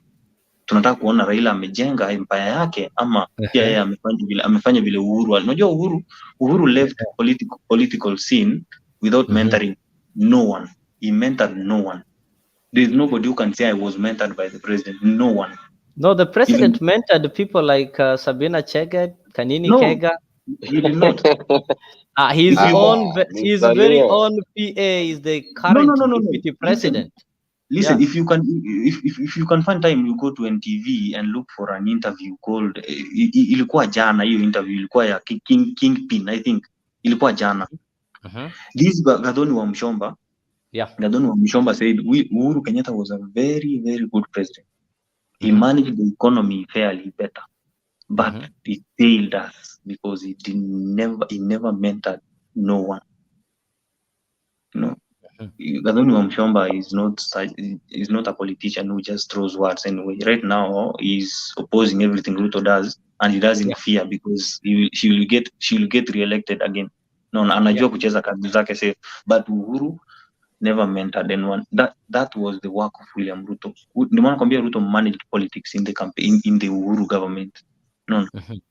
And he managed it so well. That's why he had support. So now that I think you're agreeing with what people are saying, that it's now time for Raila to call it over in the Kenyan politics so that he can go the continental way. So the big question that those people who follow Raila are saying that, you see, not only people are saying that, you see, if Raila exits, then it means there is nobody who will be able to take his roles. That is, there's nobody who will be bold enough to confront the government. And they're also saying that one means Raila leaving means it automatically leaves Ruto to go for his second term unopposed, or if the person who is going to oppose him, Nile, I don't know how I can describe it, but that is somebody who's just going to walk over that person. And when you tell them, okay, we have Martha Karua there, we have Kalonzo Musyoka, we have Wajakoya, we have Ekuru Aukot, we have Okiya Mtata. So did you see a situation whereby the 2032 elections, 2027 elections are just going to be won even before the ballots have been cast? The laws are going to align themselves behind William Ruto. I attended the celebration of Eliud Owalo, the homecoming, and I was sat just next to the Luo Council of Elders. So there's a time, I think is Orengo, that said that William Ruto alikuwa mtu wetu wa ODM. Na unaona ODM vile inatoa viongozi. There's a speech that Orengo gave that made those What is the Luo? Actually, you've been into the Kenyan politics, whereby we have to agree that the setup of the Kenyan politics and the African politics to maybe to extension is normally tribal based. So we do have a situation whereby if I want to become a president and I'm a Masai, I'll go to maybe the Turkana and tell them that I want you to vote for me, then I'll pick a Turkana as a running mate. I'll pick maybe somebody as a prime minister and so on and so forth. So if you're saying the Luos are going to align themselves behind William Ruto, so what are they going to benefit? Because already you've had communities talking of we are number one, we are number two. And recently somebody was telling the lawyers that, you see, you people are celebrating your number three. Yet we've been having lawyers number two when Mudavadi was the vice president. Lawyers were number two during Kijana Wamalwa's time. Lawyers were number two during Moody Awori. So, which position or where are you? What? Let me try to explain that. The lawyers, yes. Let me try to explain that in one way. By the way, William Ruto is giving the Kikuyu nation no option. They either choose to support him or he'll go for the Luos, because I don't think the Luos will say no to him if Raila wins this seat. Okay. And Ruto delivers the things that he wants to deliver to the Luo Nyanza. Ukikaa chini uangalie the Luos don't want a coward as a leader. They want someone who is fearless. They want a fearless leader. So Kalonzo and Martha Karua of this world, those people cannot speak on behalf of the Luos. The Luos can never have an option. They can decide. Vincent is saying Kalonzo and Mother Karua, they are cowards. No, those people are cowards, my friend. I'm not just saying that they are cowards, but Kalonzo cannot even. They're perceived to be cowards, eh? No, they are. They are because ukiangalia vizuri Kalonzo has never kept his word. He's always going around. Alituambia hata hawezi support Raila for the third time. Akasema sijui I will be the biggest fool if I supported Raila for the third time. And then he went for the interview and never even made it to the vice president seat. Right now, he's waiting for Raila to endorse him. Niliona amekimbia kwa press kusema we support Raila because yes, sasa ndio wale watu wanataka Raila atoke. Naona wale watu wanataka Raila atoke Afrika, Kenya. Kalonzo mshia. Kalonzo pia apate njia ya kuambia Wakamba mimi ndio niko. Si ati Wakamba akamwambia mimi ndio niko. Si ati I am your leader. Mimi ndio niko. Sasa Raila yuko. No. So Martha Karua did not deliver even a single MCA, even a single MP, even in constituency yake, let me say not constituency, kituo chake alideliver kura 38 kwa Raila Odinga. 38 votes. Mr. Liu, I told you that. Yeah, that woman cannot. I get you. That woman is also very like, si mtu mwenye anaweza pendwa na watu. Ule angekuwa the vice president sasa ungekuwa shaka sana na Raila kitambo because hakuna kiburi, like power ikimuingia anakuwa mjinga.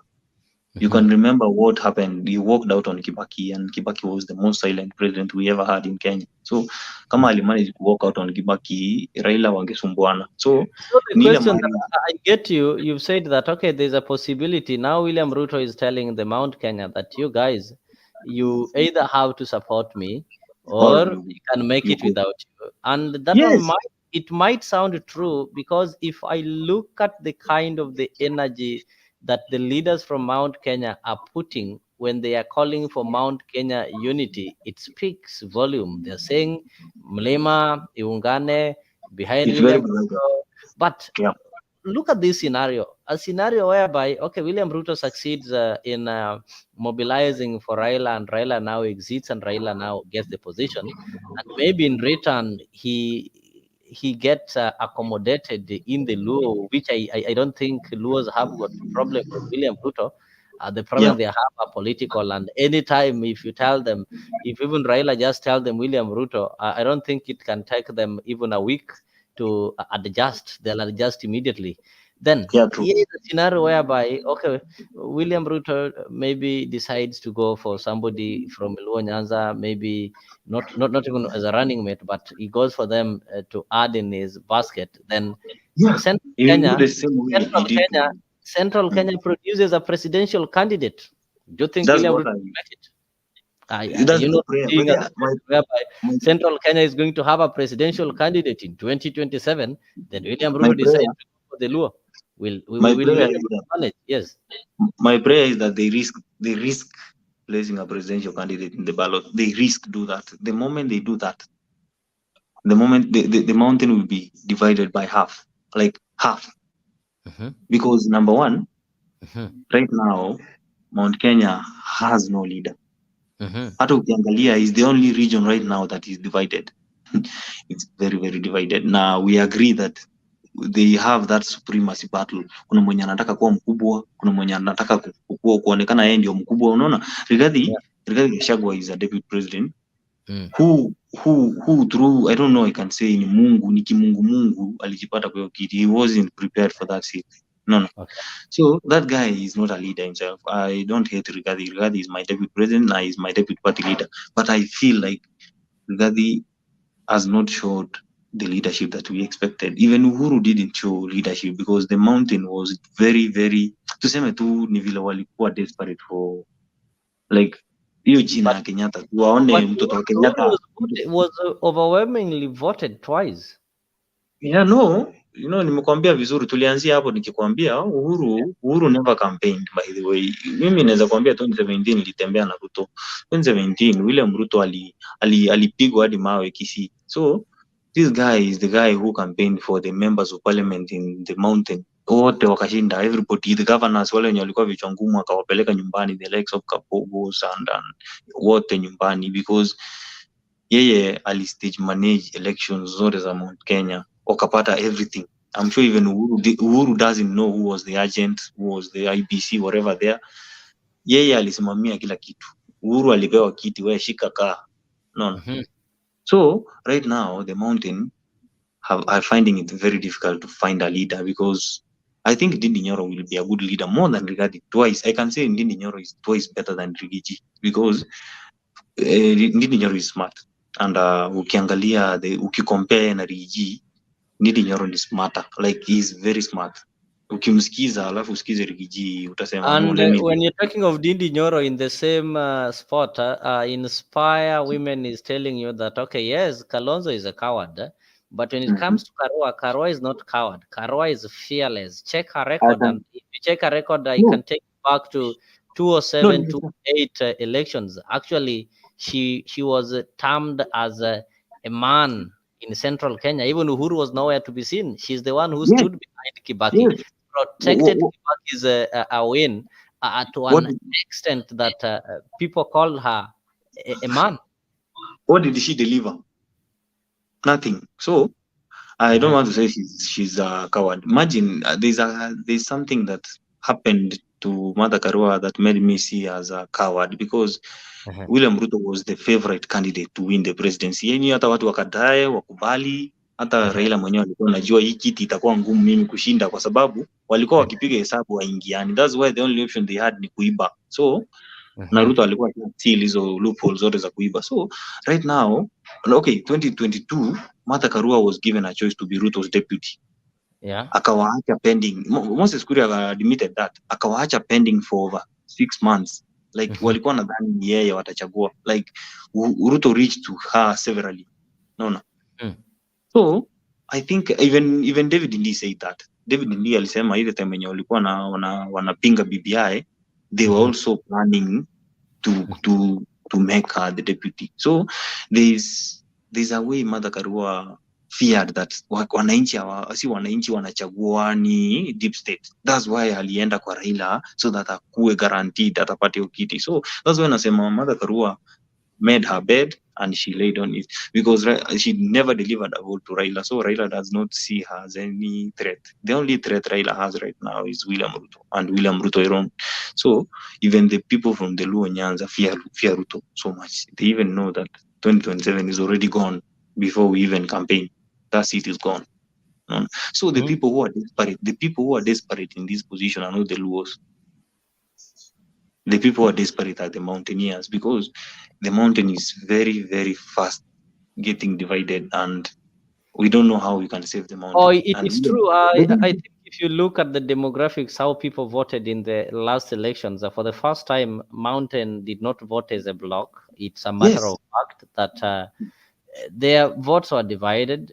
It's also a fact that even currently, when you look at how they are doing their politics, they are not speaking as a one voice. The Mountain has always been known that after elections, they normally settle quickly, organize themselves, and speak as one voice, whether independent or what. But still, we are still having several factions. Actually, not even one, not even two. They are over 3 groups. There are several groups following their own ways.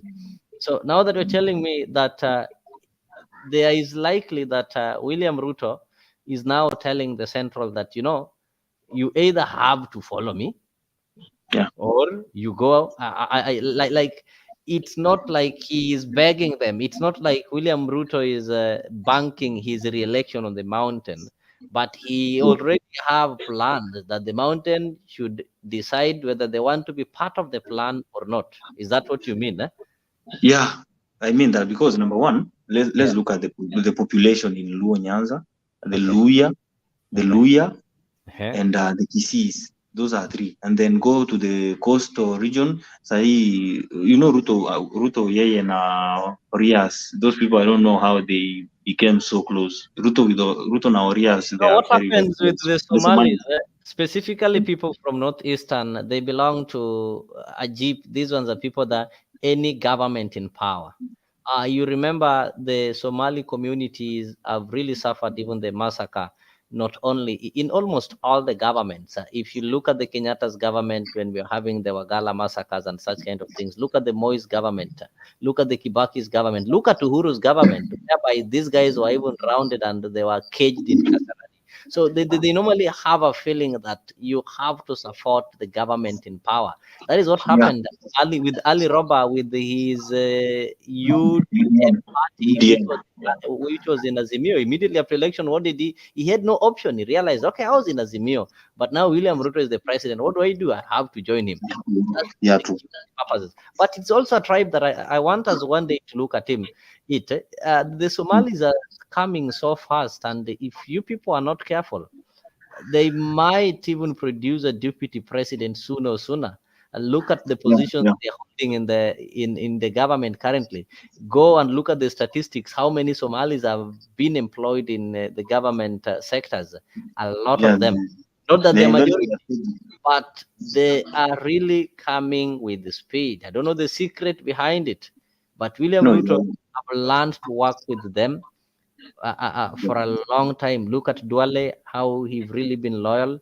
Look at some of these prominent lawyers like Grand Mullah Ahmed Nasir. These are people who work closely with Ruto. Yeah. So, as I was saying, the mountain is already divided, and if you can realize, those people elected William Ruto out of love. They didn't wait for someone to tell them to vote for Ruto. That's why even Ruto rewarded them with a deputy. They didn't give him a deputy. He rewarded them a deputy. No. Aliwa reward deputy na akawapatia 10 cabinet secretary seats na akawapatia PSS wengi na akawapatia CSS even if they were rubbished. So William Ruto atakuja ambia Wakikuyu ni nini ulitaka sikuwapea. Okay, I gave you the deputy. The deputy nikamwassign role, awatafutie pesa ya maziwa, awatafutie pesa ya coffee, awatafutie pesa ya chai. That's what exactly Rigathi is doing. Akakuja akamwambia akawapatia PSS in the key strategic positions in government, especially finance. Huko mahali kuna pesa, but zile dockets zenye zinahitaji serious people alieka those technocrats wachache, hata kama walikuwa politicians, but ukiangalia those seats, those positions that ameweka Wakikuyu kama water, lands, those things that affect Wakikuyu most, especially the land issue affects mountains, Mount Kenya sana. So right now the Mount Kenya does not have a complaint to Ruto. They cannot complain that they were not rewarded, because wakisema ati hatuko represented kwa government, they are the majority. Ukiangalia ile statistics, Kenya National Bureau of Statistics, they are the majority. They are the most employed in government right now.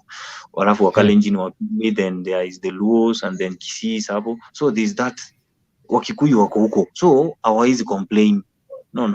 So right now Ruto does not go to the mountain to beg them. That's one thing I want people to understand. William Ruto will not beg the mountain to vote for him, because right now he's looking for the truth in the Luhya nation, which has the highest population right now.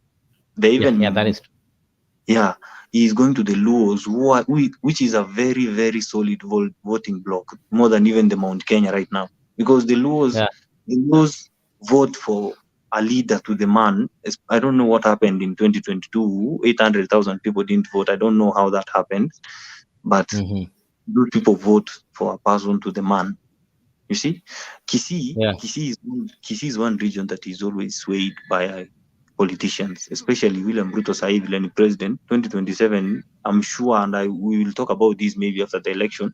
Kisii will vote for Ruto with over 61%. Kisii and Nyamira will give Ruto over 61%. But if Raila is not in the picture, then Ruto is getting 90-something%.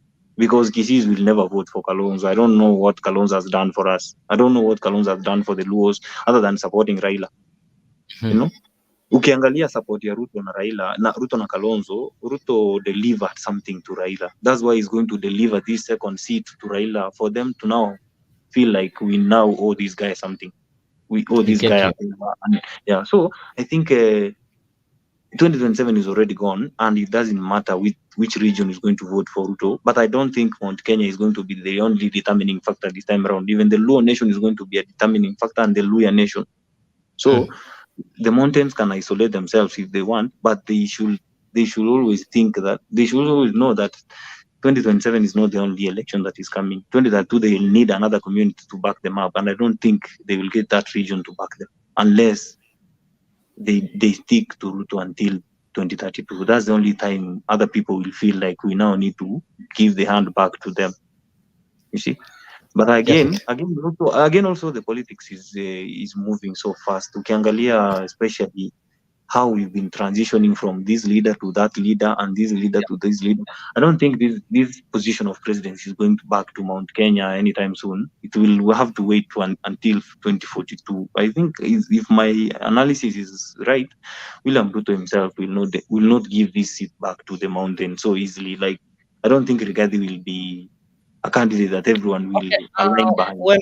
When we saw William Ruto and Uhuru being elected in 2013, there was this saying of kumi yangu, kumi yako, and it was so deliberate that they kept on reminding each other and even reminding voters. But that one didn't happen. The marriage between Uhuru and Rigathi, such thing wasn't mentioned.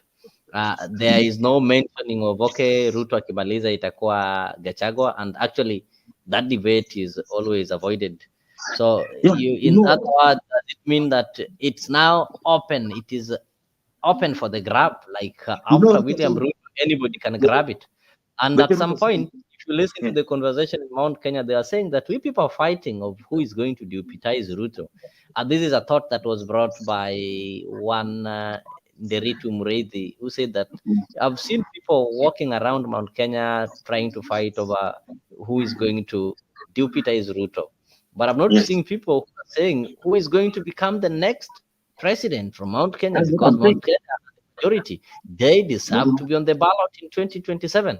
And if anything, does it mean that if we don't have a candidate from Mount Kenya in 2027, because it's always known that each and every electioneering year, Mount Kenya must always have a candidate, and this candidate is the one who is normally being prepared to take over. So we did not have a candidate in 2022. If we fail to have a candidate in 2027, do you think it will be possible to have a strong man or woman from Mount Kenya who can take over after William Ruto? Who is that mysterious person that has not appeared? I don't think there is one politician who is ready to face William Ruto anytime soon, because the moment you start with failure as a politician, the moment you oppose Ruto will crush you. Ruto is not that politician who will look at a competitor rising na kuache ukimbie. You know, Raila is already a competitor who has designed himself to be a competitor. Right now, Ruto is preparing. Ruto always prepares his opponents in advance. Right now, anajaribu kuprepare Kalonzo because anajua Kalonzo is weak na he will beat him hands down. Na atamshinda kura huko huko Ukambani, because number one, Kalonzo will have no option. If he will want the Luo support, lazima atachagua deputy kutoka Luo Nyanza. But do you know what Ruto will campaign in Luo Nyanza saying? Because atawaambia, unajua mimi nimesimama na mzee Raila for the longest time. Even Raila will not take sides. Atanyamaza, ataacha ikuwe neutral, and that is what will hurt Kalonzo most. No. So, the Mount Kenya will not position a candidate for presidency in 2027. The earliest one is a place candidate in 2032. Now, I think the only candidate who seems like will want to run is Ndindi Nyoro and Rigathi Gachagua. So those two are the candidates that we are looking for. We are looking forward to see how the battle goes, but I don't think there's a leader who is going to beat Ruto in those two in 2027, and there's no one who is going to rise in 2027. Ndindi Nyoro will go for the MP seat for the third time, and Rigathi will try to defend his deputy presidential seat, because I don't think right now Ruto even sees Rigathi as his deputy, like anamuona kama deputy mpaka 2032, kulingana na vile mimi naonanga Ruto anaangalia mbele, na if he sees that I can get numbers in Luya and Luo, he will change and promise the Luo that I will give you 30% of the share, and I'll give the Luya 30% of the share. Alafu, I'll give maybe tuseme atapeana at least 2020 for this region, so that apate support yao, alafu atawapromise cabinet, atawapromise atawapatia nini. But right now the Mount Kenya will have to vote for Ruto, or they will go on their own and they will never get support from any other region. Wakibetray wakale, hawataipata support ya wakale tena, because the only leader who was in Rift Valley is William Ruto, and that William Ruto who we saw since 2002 is the William Ruto now, and William Ruto is not exiting the political scene anytime soon. He has 10 years to be in the scene. So the Kalenjins are sorted. The Kalenjins are sorted. The Luos are sorted as long as Raila is alive. The Luyas are divided the same way Mount Kenya is divided now. And the Luyas will have a very tough decision to make, because if Raila exits... So it's true to say that Ruto have succeeded in dividing Mount Kenya. The Mount Kenya have decided, wamejidivide wenyewe. Let me say, the Mount Kenyans have succeeded in dividing themselves, because they are now believing that Uhuru was right and Ruto was wrong. And I just a minute, maybe a minute, I show you what happened. From what you've just said, I had, is it Sabina Chege was trying to talk to the president. So even after politics, Your Excellency, we are still your daughters and your sons. We still love you. We still need your counsel. Dukana no gyo neitwe tuitage tukaria nawe ukatutara tono tukwedete. I will toro kuradima muno to the Kingoris family. The sound, I cannot hear the video. May God give you peace that surpasses all the peace. We will stand with you. Sorry, I'm sorry. I don't know what is wrong with the sound, but that is Sabina Chege telling, addressing the former president Uhuru Kenyatta when they met in a funeral. That you see that even after the elections, we still love you. You are still our mentor, and we are still your children, and we still need your guidance. And Moses Kuria also had the same sentiment, that I heard that Uhuru was here, even drove on the wrong side to come and tell him that he's my brother. And elections are over, so we can still work together. And that is why I even support Raila to be given that position. That is what Kuria also had to say. So does it mean that they are trying now to realize that, okay, Uhuru might have been right, and now we want to mend fences, we want to come together? No, Uhuru is the person who divided the mountain, because through him, the Mount Kenya votes were separated this time around, and people voted for Raila for the first time. And I think that thing has never settled well with Ruto, and Ruto feels betrayed. Ye mwenyewe feel betrayed because he never expected the Mount Kenya people to vote for Raila the way they did. He got 980,000 votes. Almost a million, of which, if it is true that there were some irregularities, then we can possibly say he got over 1 million votes in Central. If there's a manipulation that happens, then it's possible to conclude that. So I think Uhuru is the person who divided the mountain, and he knows it, and he doesn't. Ye mwenyewe ajui atawarudisha aje pamoja. He needs Ruto to do that. Na he's too, let me say, he's too much of himself to do it. Like aizi rudi chini ambie aachie Ruto afanye kazi. You see, the other day he insulted Ruto, saying that sometimes anaangalia Kenya anasikia kulia, and Ruto had to answer him today. So Ruto responded to that. I think it is this video. Sineni mambo mengi, angalia dunia tu.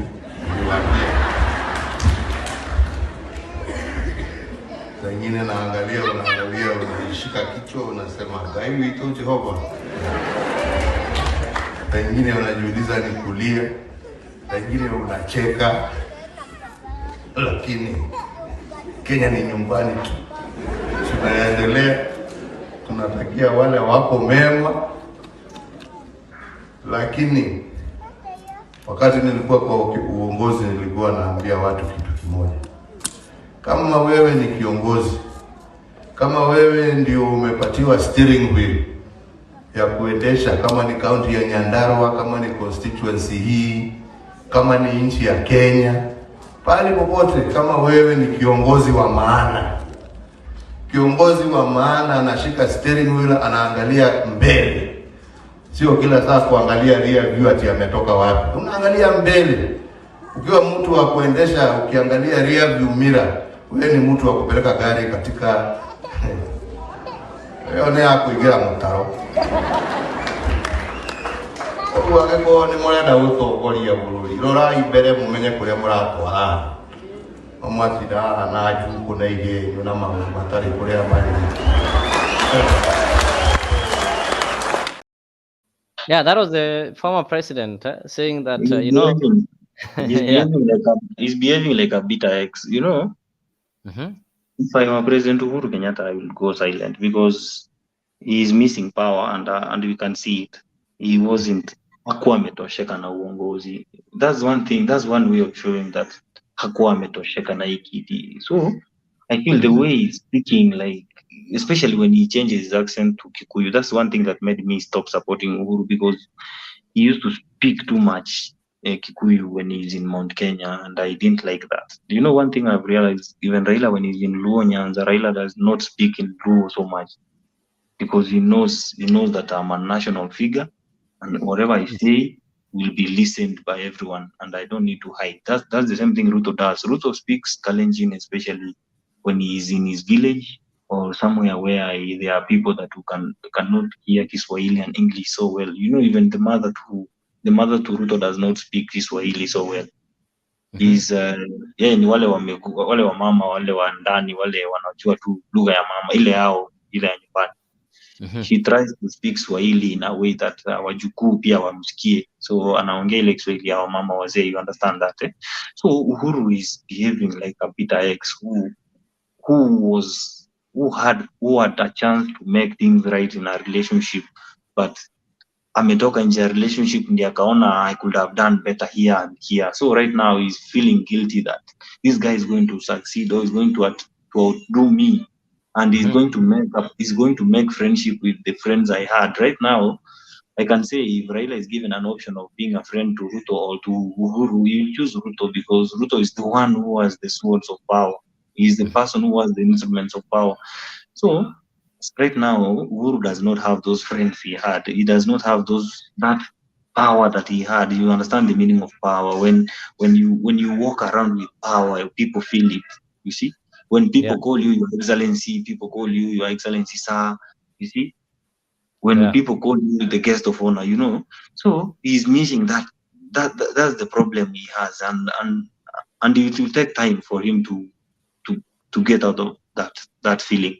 And he the only person I think right now in Azimio who wasn't healed from that shock. Right, Raila moved on last year March when he decided to cancel the demonstrations. I was sure that Raila will never go back to the streets ever again, because he was fighting for people. In fact, ukiangalia vizuri maandamano ilikuwa inafanyika tu Luo Nyanza and Nairobi. There is no other place that maandamano ilikuwa inafanyika. Like, it was only Nairobi and Luo Nyanza. So Raila is also a schemer. He's already preparing himself to exit the scenes, but he doesn't want anyone to realize that he's exiting the scenes. He wants a sharp politician. The same way when Moi was exiting the political scene, Ruto had to take over without even Moi realizing. Moi wanted his son to take over, but his son was too sleepy to see. So William Ruto was sharp.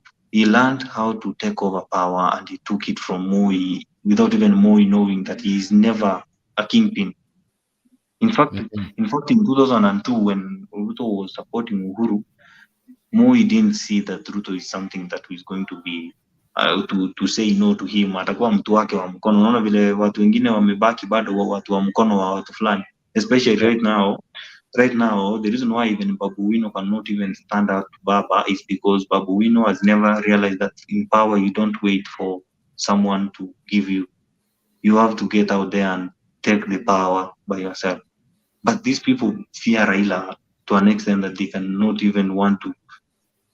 That's why I like the likes of Mark Nyamita. Those guys, even Tom Ojienda, those people, they have shown the Luos that you can stand up to Baba and there's nothing that will happen to you.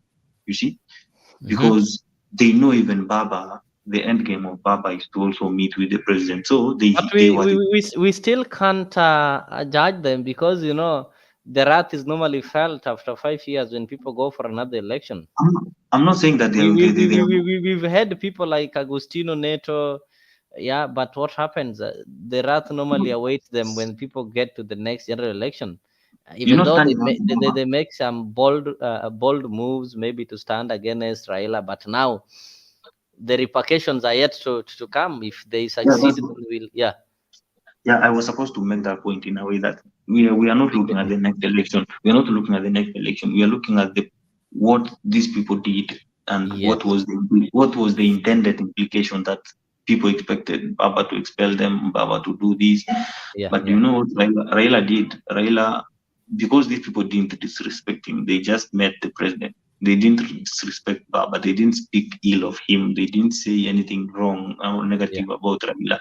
They just met the president, and anybody can meet the president, So they just did that, and the people, those politicians that we call wale wenye wanaabudu wanasiasa ndio walianzisha narrative that hawa wameanza, especially this guy from Migori. I don't like that senator so much, because those are the kind of senators who are going to lose. Okay, those are the kind of senators who are going to lose much when Baba exits the scene. So I think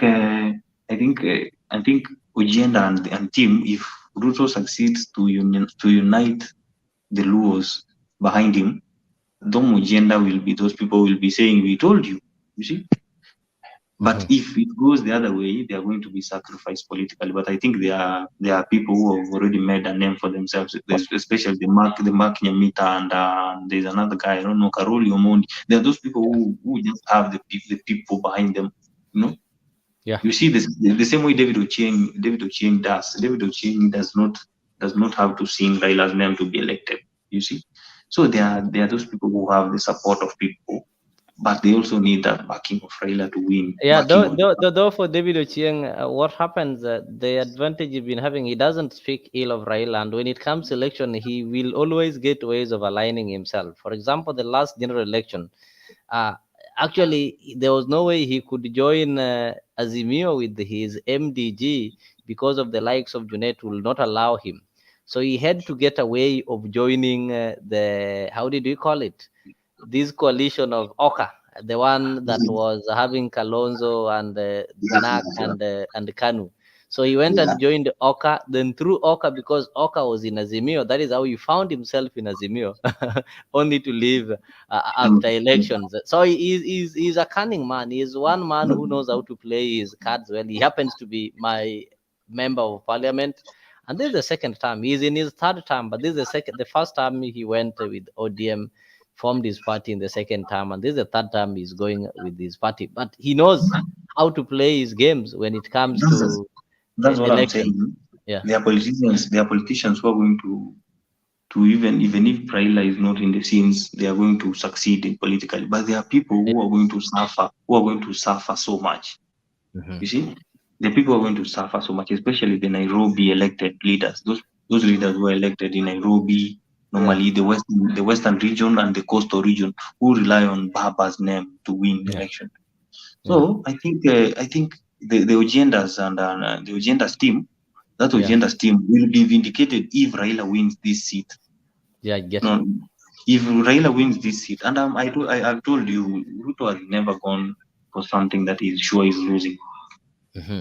Hange break your deal. Like Raila could not have come out to say that we are going to run for this seat as the country and Kenya is going to be the host of the AUC chair.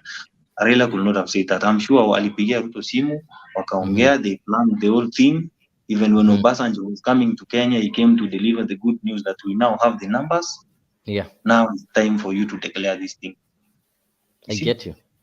So the question you were asking when we started the interview is that if is the support of William Ruto genuine, and I will tell the Kenyans who are listening that the support is genuine and it's from the heart. Ruto has never betrayed his friends. Look at the circle of the people who supported him. Even those who lost election are considered. Even the Waititus, Waititu walijaribu kuwekwa kwa committee ya rivers whatever Nairobi River, yeah. The courts are the ones that said no to him. So even Sonko could have gotten something if he didn't have that case. So I think Ruto will never betray his friends, and Raila is one of his biggest friends. He will never want to see Raila suffer. I'm sure if Raila had made a choice in 2013 to choose Ruto as the deputy, Raila could have done his second term last election, and Ruto could be now the president. In any way, Ruto was meant to be president in 2022. In any way, so it's only that Raila played his cards very wrong, and that's one thing that I congratulate Mudavadi and Wetangula. Wetangula, those people foresaw that thing. They saw that they are going to lose for the third time, and they had to make that move because they went to and listened to the people. You know, there's one thing I used to campaign last year in my village, and my village, by the way, delivered a lot of votes to Ruto and my member of parliament. We had 61 for the president, and then I had 91% for my member of parliament in my polling station, and I was leading that polling station. I used to tell people, you know, I have traversed the country, and I will tell you, whatever you hear in the media is just stories. If you want to know, ask your neighbor who is going to vote for. They will tell you that I'm going to vote for Ruto, but don't tell anyone, because the secret ballot will make a decision after the counting is done, and you realize that na vile tunasemanga tuko wengi kwa Raila, mbona hatuna hizi numbers, unaona? So one thing I will tell the Kenyans who are listening is that the support of William Ruto to Raila is genuine, and Raila has already seen that. That's why he is even telling his members of parliament to calm down.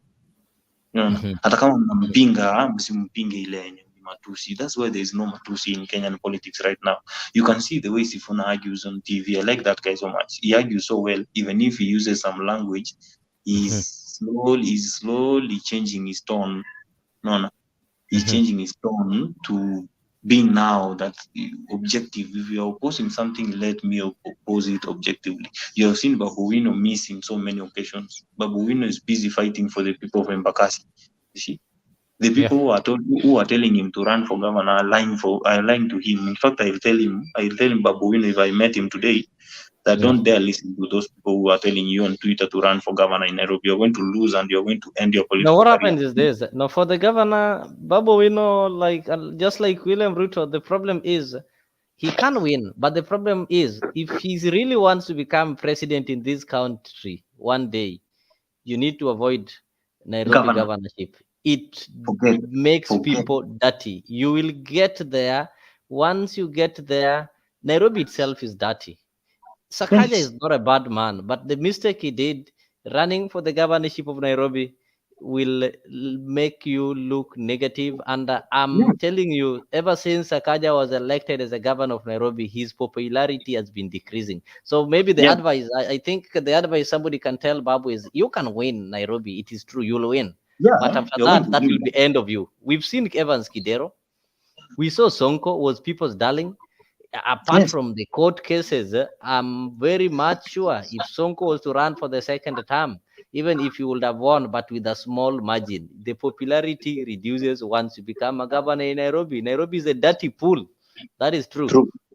True. Yeah. And I agree. That's why I'm saying Comrade Babu should focus on taking over from Raila. And if I were in his inner circle, I will tell him to start scheming. Even go to Ruto at night and ask him how to do it. It doesn't affect anything to meet with your opponent, to ask him for ideas.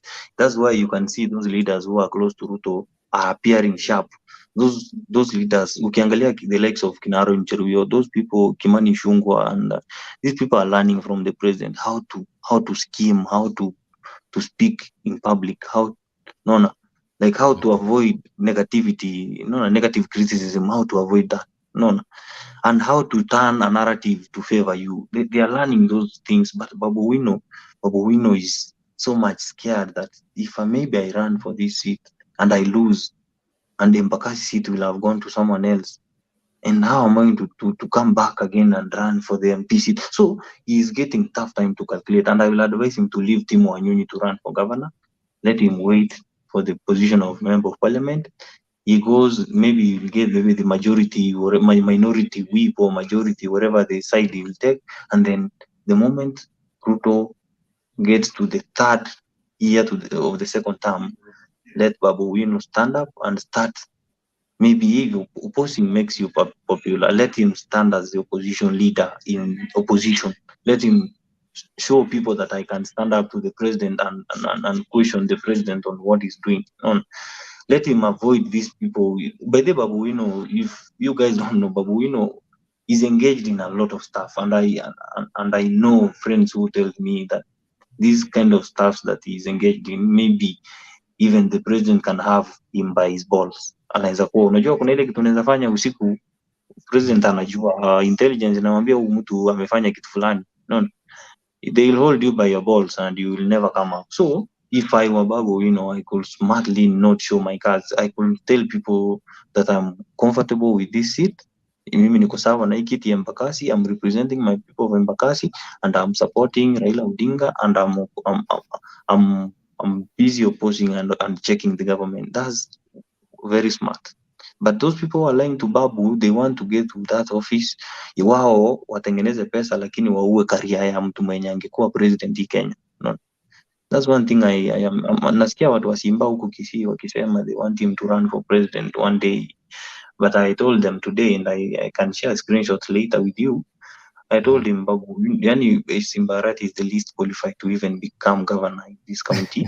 And you can see how his career was rising when he was member of parliament. But Simbarat's name was everywhere. Right now, ameingia county, wanapigana na Usoro every day, wanapigana na sijui deputy governor, wanapigana sijui na nani. So the moment you devolve your mind to the county, your political career is shunned to county politics. You can never rise from there. That's one thing I hate about Susan Kika. And I told her when she was campaigning for governor, I wanted Susan Kika to even lose that seat, apatiwe cabinet secretary, at least tumsikie nationally. Right now, Susan Kika is fighting with members of parliament, left, right, center.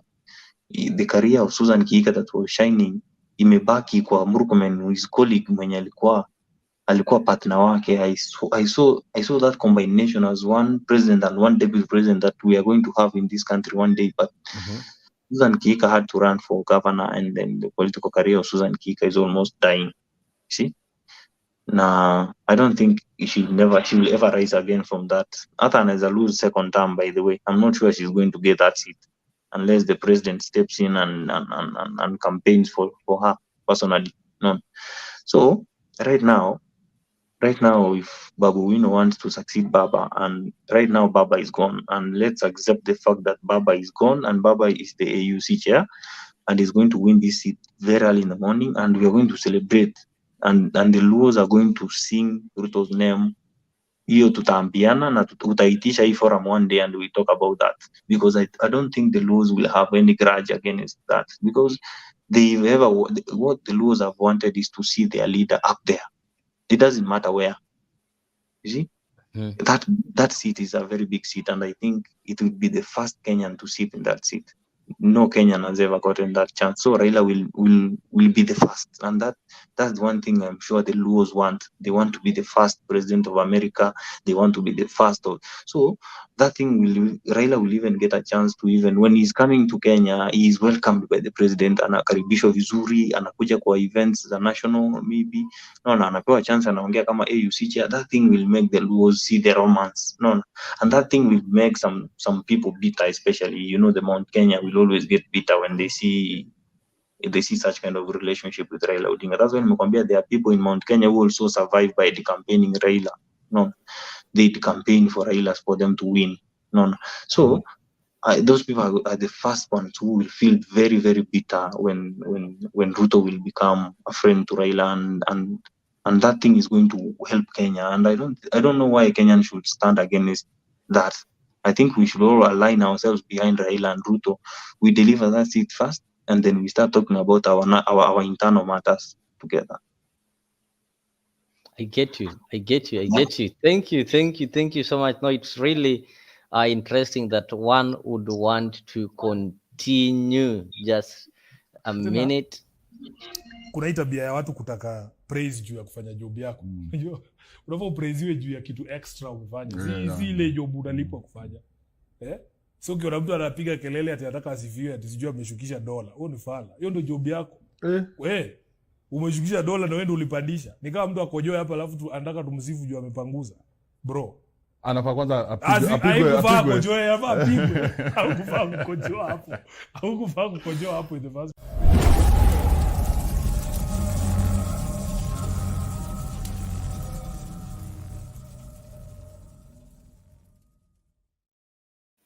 So guys, that is a freak 24-hour. This is an open political talk show that gives an opportunity to discuss matters Kenya. So I'm here with the Honorable Vincent Machoka pamoja na Boniface Kimanzi. Vincent is really trying to weigh in and tell us what is going to happen. And he's so confident that Raila is going to get that position. Yeah. And he've also tried to explain why he's sure that Raila is going to get that position. And as for the qualification, whether Raila is qualified or not qualified, I think that has been deliberated. And he told us that when he talks of qualification, there is that clause that was talking of relevant. And this is Africa, and Africa is our business. So let us wait and see if Raila will qualify and if Raila will pass this test. Then the next question that people are asking is, how will Kenyan politics looks like without Raila? So maybe I'll start with Boniface as you wind up. Just tell me something, a parting shot. How will Kenyan politics look like without Raila? Because once Raila goes to AU, it means he left the Kenyan politics. Sasa anacheza ligi ya huko juu. So how will Kenya be without Raila? Boniface.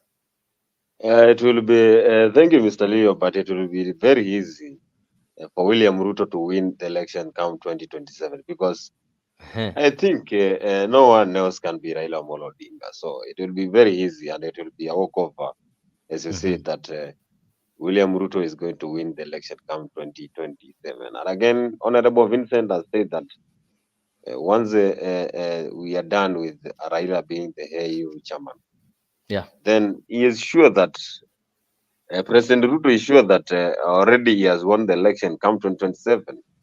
So we don't have anything to do, but there will be a big gap to be filled whenever Raila quits for the after. There'll be a big gap. Which gap? Do you mean there'll be nobody who is bold enough to confront the government and tell them, like, even in the olden days when we had this Eurobond, whatever, so it is Raila who calls the press conference and say the government has done this, you need to stop this. Don't we have some Kenyans who can be able to speak for themselves or to speak for other Kenyans? No one else. We discussed about them. Kalonzo, Martha Karua. No, anybody else? We have Okiya Omtata. We've seen him taking. Actually, he's one of the one Kenyan who've taken the most cases against the government. But if you weigh Okiya Omtata with William Samoei Ruto, here we are comparing someone who will be competing with William Samoei Ruto. Then Ruto is very brilliant when it comes to this politics of Kenya. So Okiya Omtata, he will be very far when it comes to election come 2027. I get you. Only Raila can make William Samoei Ruto to get that surprise. But again, no way. So if Raila goes, then a big gap and a sure bet for 2027 for UDA. So if Raila goes, it means William Ruto is sure. So as I maybe welcome Honorable Vincent to give us his final remarks and also weigh on how Kenya will look at, that is in the absence of Raila, that as far as opposition is concerned.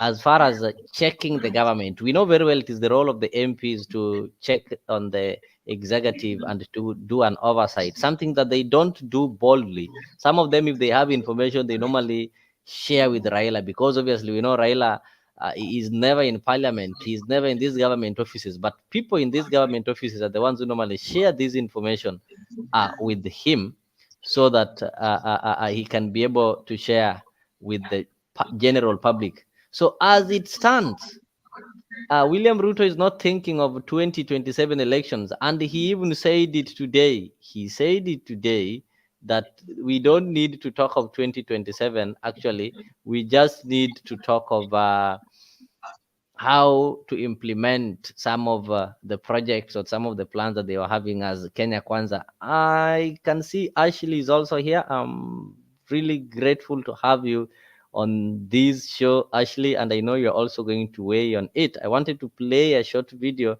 of how the president is so confident in implementing his agenda, to an extent that he said politicians normally think of the next general election, but with him, he's a leader. He's not thinking of the next general election. But according to what Vincent is telling me, is that, like, the president is so confident that he doesn't need to worry of the next general election. So I'll play it shortly. Then I also want to ask you, members, we have negotiated for opportunities for export of labor from Kenya. We advertised the other day for 2,500 nurses. Bore and Mwadime, how many nurses have we got so far? Imagine, we have only 500. And these are people who are going to earn 200,000 plus.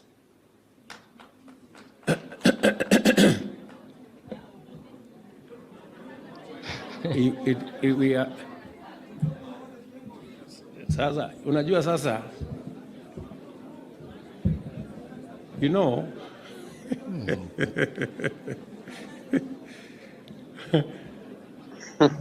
look here, guys, you know, number one, it was advertised in the press, number one. Number two, Mimi, I have talked about this thing in every meeting, continuously. Sasa wewe, wakati unaketi kwa hiyo mkutano hivi, unasikia president huyu anasema iko nurses. Wewe ujiulize kwa kichwa, hii nurses, ukitoka hapo kwa hiyo mkutano, si unaenda kutafuta mahali hiyo iko nurses, hawa nurses iko.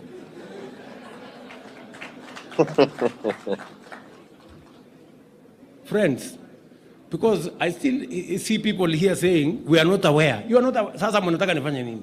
Mnataka nisimame wapi? Nisimame niweke volume kiasi gani? As we are talking today, listen, members of leaders, as we are talking today, Bore is here. Where is Mwadime, or that other gentleman? Yes, that Mwadime is there, the PS concerned. We still need 2,000 nurses.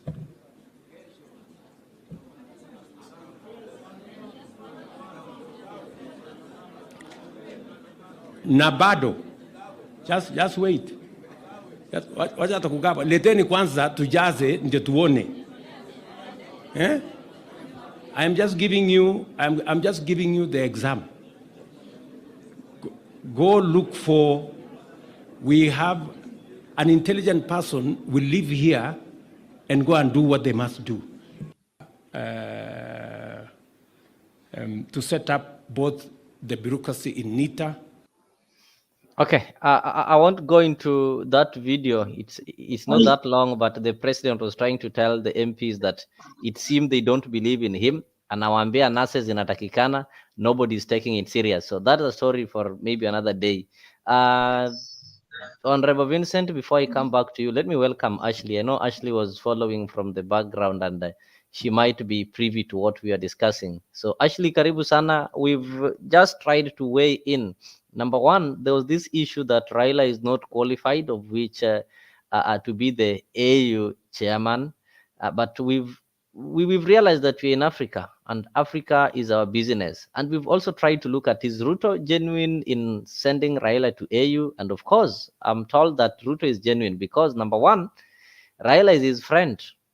Number two, he wants to relieve Raila of the duties that is performing in Kenya. That is the duty of opposing what Ruto is proposing to do, the duty of overchecking on the president. And if you followed some of the discussions that happened in the parliamentary group meeting in Naivasha, that one dominated the discussion. And even the president told the MPs that you don't need to keep on calling these cabinet secretaries in parliament each and every time. You are interfering with them. Yeah, you need to give them some time so that they can be able to work. You don't need to oversight such kind of things. So with that, I'm told that with the connection that the president have made, it's obvious that he's going to do whatever is possible within his reach to ensure that Raila gets the seat. And having a record that he doesn't go for something beyond his capability, there's a possibility that he must deliver. And also, Honorable Vincent, I've also told us here that when Ruto will succeed in delivering the AU chairmanship to the president, then to Raila, then the Luo community will easily rally behind William Ruto. And that is why he currently is telling Mount Kenya that you either have to follow me or follow me, because you are the ones who need me not me. If you don't follow me, I'll pick the lawyers and the laws and I'll still make it in 2027. So karibu sana, Stella. I don't know where you're going to start from, but you know where you will start from. Thank you so much. Thank you. You started calling me Ashley and ended up with Stella. Oh, sorry. I don't know why Ashley and Stella is a noisy one. Sorry. Ashley, karibu sana. Karibu sana. Okay. Stella is not she's been missing. Yeah. Yeah, I don't have much to say. I just came in because the guy who was talking was really romanticizing Ruto. And in all his discussion, the common 190 was not mentioned. Was not mentioned, was not considered. Mama Mboga. Yes. And I listened to Spice FM one time. I don't know what the name of the guy is, and he was talking about how we are living in a plantation with the very few having positions and power. The GDP is with a few, and then the rest of us are their slaves. And when you see how this guy is talking, like they're just like, how are they going to arrange themselves to have power, to get power, and to keep power? Nothing about he will choose Ruto because he's going to do this and this for the people, or when Raila comes out, people will lose this because he has been doing this and this for the people. It's just about them and power and influence.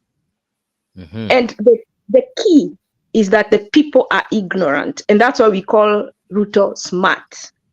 If people open their eyes, it's all about tribe. The Kikuyus, yet these Kikuyus, they drink water from the river. So it doesn't matter if they have their people in power. What are these people bringing to them? What is the benefit to the common man? There is none. So the day we will be able to remove tribe from the equation and choose someone like Okia Omtata for his substance is the day we will our freedom. But as long as we agree to be carried around, our politicians will keep on playing with us and you know, like fighting, having us fight each other because of mtu wetu. Na huyo mtu wetu akienda hapo anakula peke yake na watoto wake. Watoto wake ndio wanaenda shule, wako wanakaa home. So your children will always be their slaves. When they get these openings in big positions, guess who qualifies? Their children. Because their children have had the opportunities to be whatever they want to be in life. Has your child has that opportunity to be what they want to be in life? Or do they have to go and work in construction because there is no other job? Do they have to go and leave their country, leave their families behind because the only jobs that they are being told about are abroad? Why is your child not Charlene Ruto, who was just put in a position in Kenya? Why is she not going abroad for those jobs that Ruto is asking people to go for? So we have to ask ourselves, what is the need for us as people? We sit here and talk about Raila going, does he qualify? By the way, it doesn't matter whether he qualifies or not. It doesn't add bread to my basket. Neither does it take away from me. He's thinking about himself and his family, his legacy. So when you're sitting here and scheming for him and strategizing for him, who is strategizing for you? That is the problem with our people. We are illiterate. Some people are smart, but when it comes to politics, we think about how to give this person power, how to push our person, how to push Kalonzo. This Kalonzo we took to the NADGO report, and all he could come up with is position for himself. And people died, and we did not hold him accountable. And even people who have intelligence and names and accolades behind them are still considering for presidency. How idiotic. How stupid. And I'm told sometimes when I talk like that and I'm abusing people, but they ought to be abused. Those names are there for people like those. So yes, when I hear this guy talking, some of the things he said are true. That you know, all these people are running behind Raila, so that they can inherit his supporters. Mother Karua, Wajakoya, Kalonzo. You know what? Ruto sat down. It is true, he's a strategizer. And he saw, if I get Raila that position, I don't even have to sweat. If he does, he's not helping Raila, he's helping himself. Actually, that is what I was asking these guys, that why do you think that all of a sudden Ruto will just decide to say that I'm going to use all the powers that I have to ensure that Raila gets this position? Is he doing it because it benefits Raila, or he is the one who stands to benefit himself more? Because once he does that, even Raila himself, the most he can do to support Ruto is not even endorse any of other people. It's just to keep quiet and relax and say, okay, me, I've now retired from politics. I'm not going to make any political comment. So you people, you are on your own. So what do you think his die-hard fans, who do you think they'll go to? His orphans. The person who made him somebody. Let me tell you, this position, the time Uhuru was going around a lot and people are like, he's up to something. I am telling you, Uhuru was in that position. Okay. And I think Ruto put this in Raila's head. Why don't you run for this? Now that puts Uhuru in a fix. So if he goes against, if he also puts his hat in the ring, the ODM that he had quoted, he wanted that support to cover him. You know, he has no Jubilee. It's like now he's been adopted by Raila too. He can't go again, even though he wanted the position and he had been working under the table to get it. He had been doing, because what was he doing? Let us see whether he'll continue to go to Museveni. Let us see whether he'll continue running around. He was running around and people are like, what is he up to? And my theory is that he was trying to get Ghana support to run for the OU. And then Ruto got wind and did him, and went to put the idea in Raila's head. And Raila was not announced quickly before Uhuru does. Okay.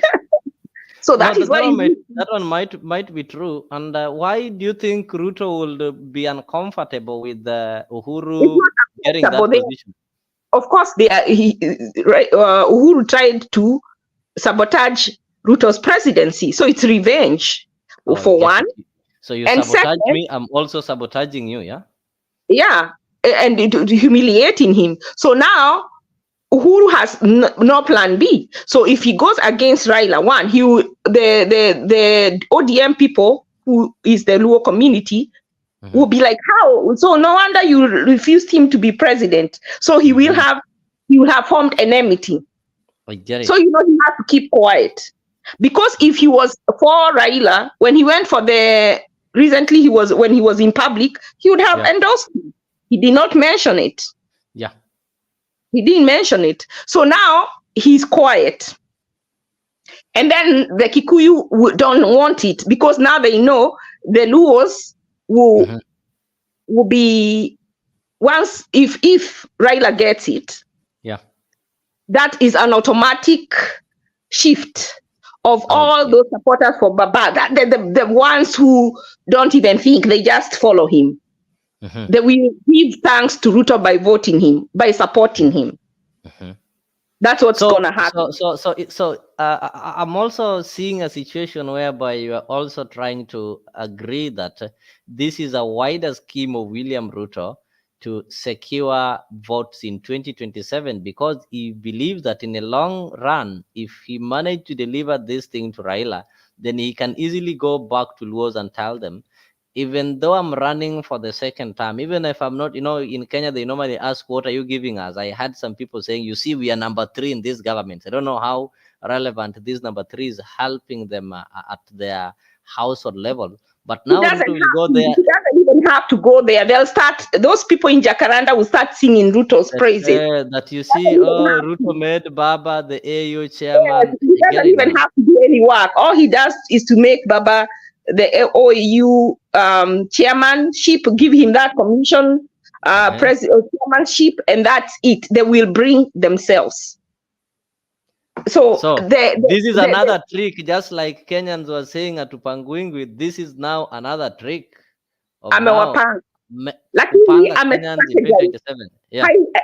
Ruto always do something for himself, to benefit himself. This is all about him. And I'm telling you, after 2027, you had started talking about extending the president 7 years. Yeah. Your housing. Yeah. By the end of the 5 years, if he doesn't continue, it's gonna fall, because the next president will come and destabilize it. So you'll say, I need more time. So what I see is, if not this year, or not this term, if there is going to be an election in 2027, the next term he'll extend to 7 years, or even this term, they will attempt if Raila is out, they will attempt now when everybody is for him, or he's acquired more new supporters, they will attempt to extend it so that he can actualize the affordable housing. It's been delayed in court. Yeah. So he might ask for more time as president to actualize it. So the term might be extended now. If not now, it will be. If Ruto ends up being re-elected, he will extend it to 7 years. And then when it's before the 7 years, they will remove the term limits. That's what I thought. I think that one can be possible, because people started these conversations. I'm trying to see a situation whereby those people who support Raila, including the ones who are in parliament now, shift and start supporting William Ruto. Then he comes up with a bill. I don't think there's a possibility that this bill. And now that he amepanga Raila, just after 2 days or something, unasikia the next threat is Okiya Omtata. He had an accident with a trailer. You know how people are assassinated in Kenya. It is with big that is true. lorry. So if Raila and Okiya are out, Ruto can rule until when he wants to step down. But we have the courts. Could it be that is why there is a lot of issues whereby they're saying the courts are corrupt, the court blah blah? Because not many, like now, even like someone like Jimmy Wanjigi, he keeps talking about odious debt, but he's never taken it to court. So it's only Okiya who has those guts. And unfortunately, we keep talking about Kalonzo, yet why can't we give Okiya the power with the people? That is a question that I was asking. Why do we, when we are talking of Raila's exit, we will always start asking, can Kalonzo manage? Well, why can't we think of other people? We also have people like Dr. Kurakot. But there's one thing that I was told. The Kenyan political setup is tribal-based, just as you said it. So we vote on our tribe. So if you look at somebody like Okiya Omtata, he doesn't have any tribe behind him, so he's just there, Okiya Omtata. And the problem is that most people have never even known that Okiya Omtata is a Samia, is a lawyer, because look at Kalonzo, behind him you see Kambas, you look at Raila, behind him you see Luo, you look at maybe Ruto, behind him you see Kalenjin, you look at Uhuru, behind him you see the Kikuyu. So Okiya maybe is disadvantaged because he doesn't identify with his tribe. No, he's disadvantaged because he has no money. And like I said, The problem is I that saw the car that he got an accident, and people are like, this guy is not serious. A whole senator is using that small car. So I was like, how do Kenyans reason? People are really laughing. Why that's the problem this with guy Kenya. ought to have had a V8. Why is he driving this car for Makangas? And some people commented like that. Sure. And you know, Kenya has taken up the caste system of India, even without saying, where they classify people according to how much you make. People want to be friends with you according to your social status, your economic status. Someone like Okia has proved, even beyond Raila, that he upholds the constitution. Raila was ready to, in 20 or during BBI, even though he knew it was breaking some rules, which Otiende mentioned and brought out, he was still okay with it being passed. Now, if as an opposition, he's okay, how much more when he's president and he has the power? And he has already shown us that he can and is okay with breaking the constitution. You see, that those are the things that as Kenyans, we should be looking at and disqualifying some of these people long before they even ask for our support. And that's why I disqualify Kalonzo based on his own actions in heading the NADCO in these bipartisan talks. He should have walked out when they refused to consider any of his suggestions. He would have said, we have no discussion. I am not a child. You cannot come and bribe me. But he was okay with that. Yet, you won't consider him as president. And then now when he becomes president, you won't be shocked that he's not. He's also, but he's already shown you his true colors. Why are you still considering him? Now, our challenge as a channel, get serious about helping Kenyans. Okay, we can talk, we can glorify personalities, but I wish we would have a channel that educates the masses so that we come out from this the thing about tribe that doesn't help us. I think that is the campaign that Kenyans, we need to start a campaign of telling people that it's not about the tribe. We need to look at the humanity in you and what you are capable of doing. But it's a long journey. You'll have to agree with me that somebody who's been born, somebody is 30 years old, and that is some perception that they've always had. No. So, I usually say, I wish I had the opportunity to go to each home and talk to them. You know, we just need a lot of people who are not selfish, who are not looking out for their own self-interest, who are not looking out to become rich.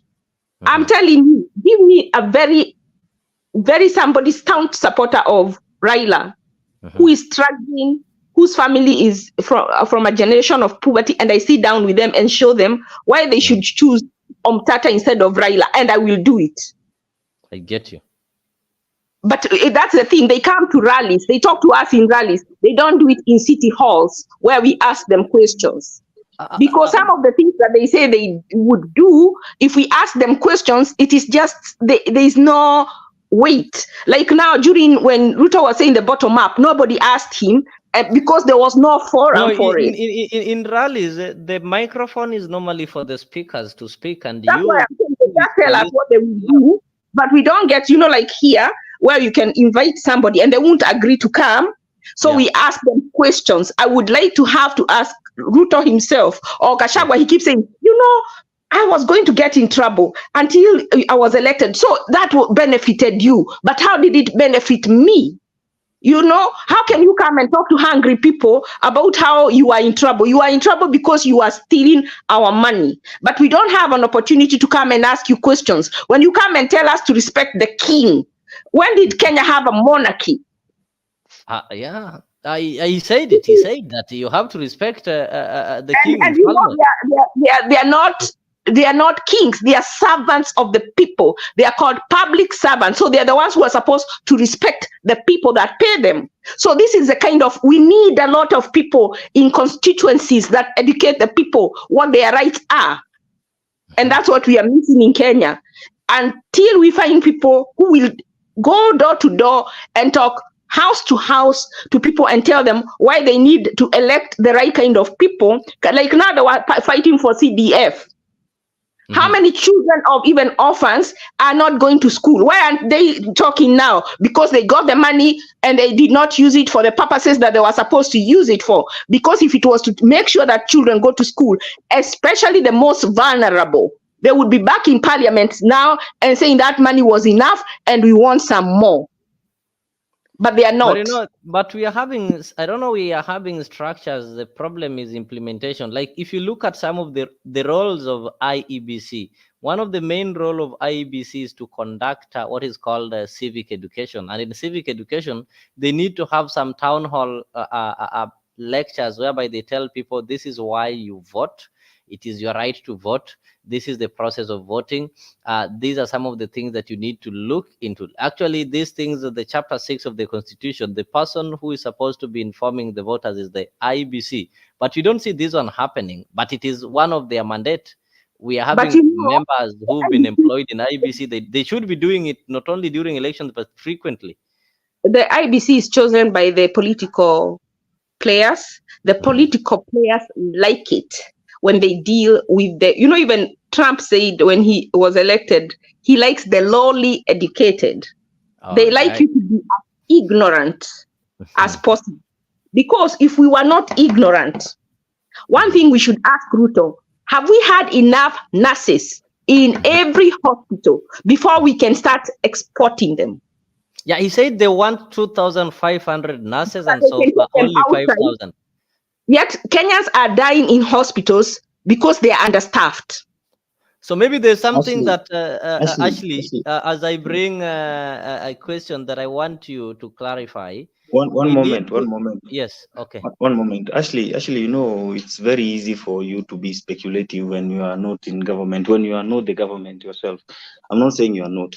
What I'm saying is that whenever you are sitting in the position of what you are speaking from right now, it becomes so easy for you to see those things you're saying. It becomes so easy for you to see corruption. It becomes so easy for you to see the nurses are not sufficient in Kenya.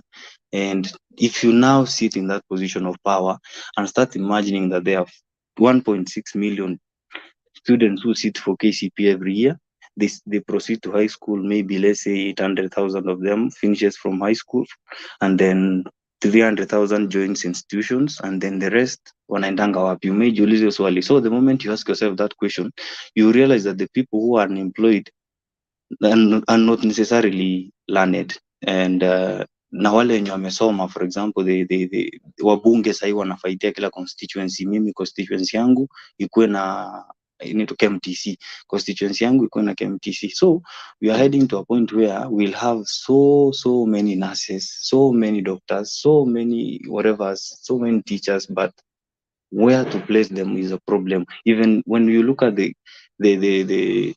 hiyo mishahara ambayo inalipwa na serikali ikifika kulingana na budget yetu ya Kenya, we squeeze our budget to pay salaries. We even cut, wengine wanachelewa kulipwa mishahara. So whenever you are seated in that position of power, you realize that it's not just easy for you to just do some things that you are saying, especially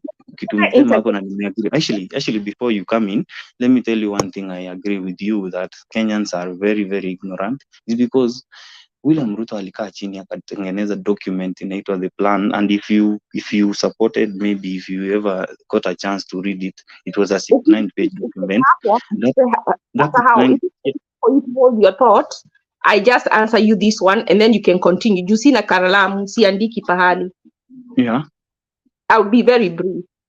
What I said, you see, like now, I know people who have gone to hospitals, like even in these level 5 hospitals, and it takes so long because they are short-staffed. It's good to look for people jobs, but first, fill the jobs. Make sure that we have enough nurses in Kenya, and then the surplus, like you giving people food from your house, yet your own children are going hungry.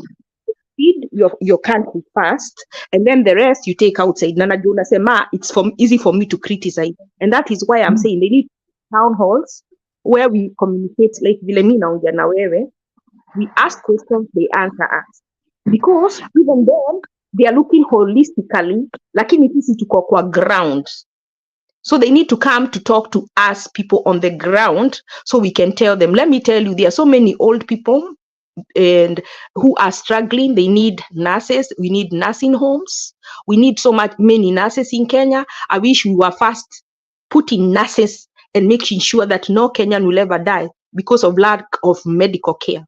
And then the extra we export. I would not have a problem with that. But to export when we are lacking ourselves in itself is impeachable for me. I'm agreeing with you on that, and that's why I'm saying when you're president, there's a lot of things you have to deal with at the same moment. That's why I can say I don't want to say that William Ruto is doing a good job, but when it comes to kupanga Kenya, like kupanga kila kitu, unajua hufai kupanga tu kitu moja, like you can't just plan one thing. Like that's why ukiangalia the manifesto that William Ruto gave people and people didn't read it. I can tell you for free, people didn't read it. Even if mimi nilimchagua, but you know the reason why I had to choose him is because following his politics, I knew what William Ruto is capable of. So I read the manifesto. I can tell you majority of the things that I read and the things I'm seeing right now. I can tell you what he hasn't done, what was in the manifesto, and I can tell you what he's doing that has not yet yielded the outcomes that he expected. So hii kitu ya nurses si ati ni kitu yenye ni just easy for you to just say that you can employ people in hospitals just like that. Kitu ya kwanza unaangalia how much revenue we collect as a country and how much we use in financing our budget as a country. Unless you're saying the government stops to do some other things so that they can incorporate other people in some fields. I'm not saying that the government should Interject again. Interject. For example, Let me interject you. Let's do this. Yes, they should. And one of the things that they should stop is those overseas trip. They can do Zoom. They should stop paying people for sitting allowances. That sitting allowance of one sitting allowance is enough to pay somebody to be a whole month salary. They should stop giving these MPs who come from far places should not get that travel allowance. It comes out a lot of money, and we are a third world country.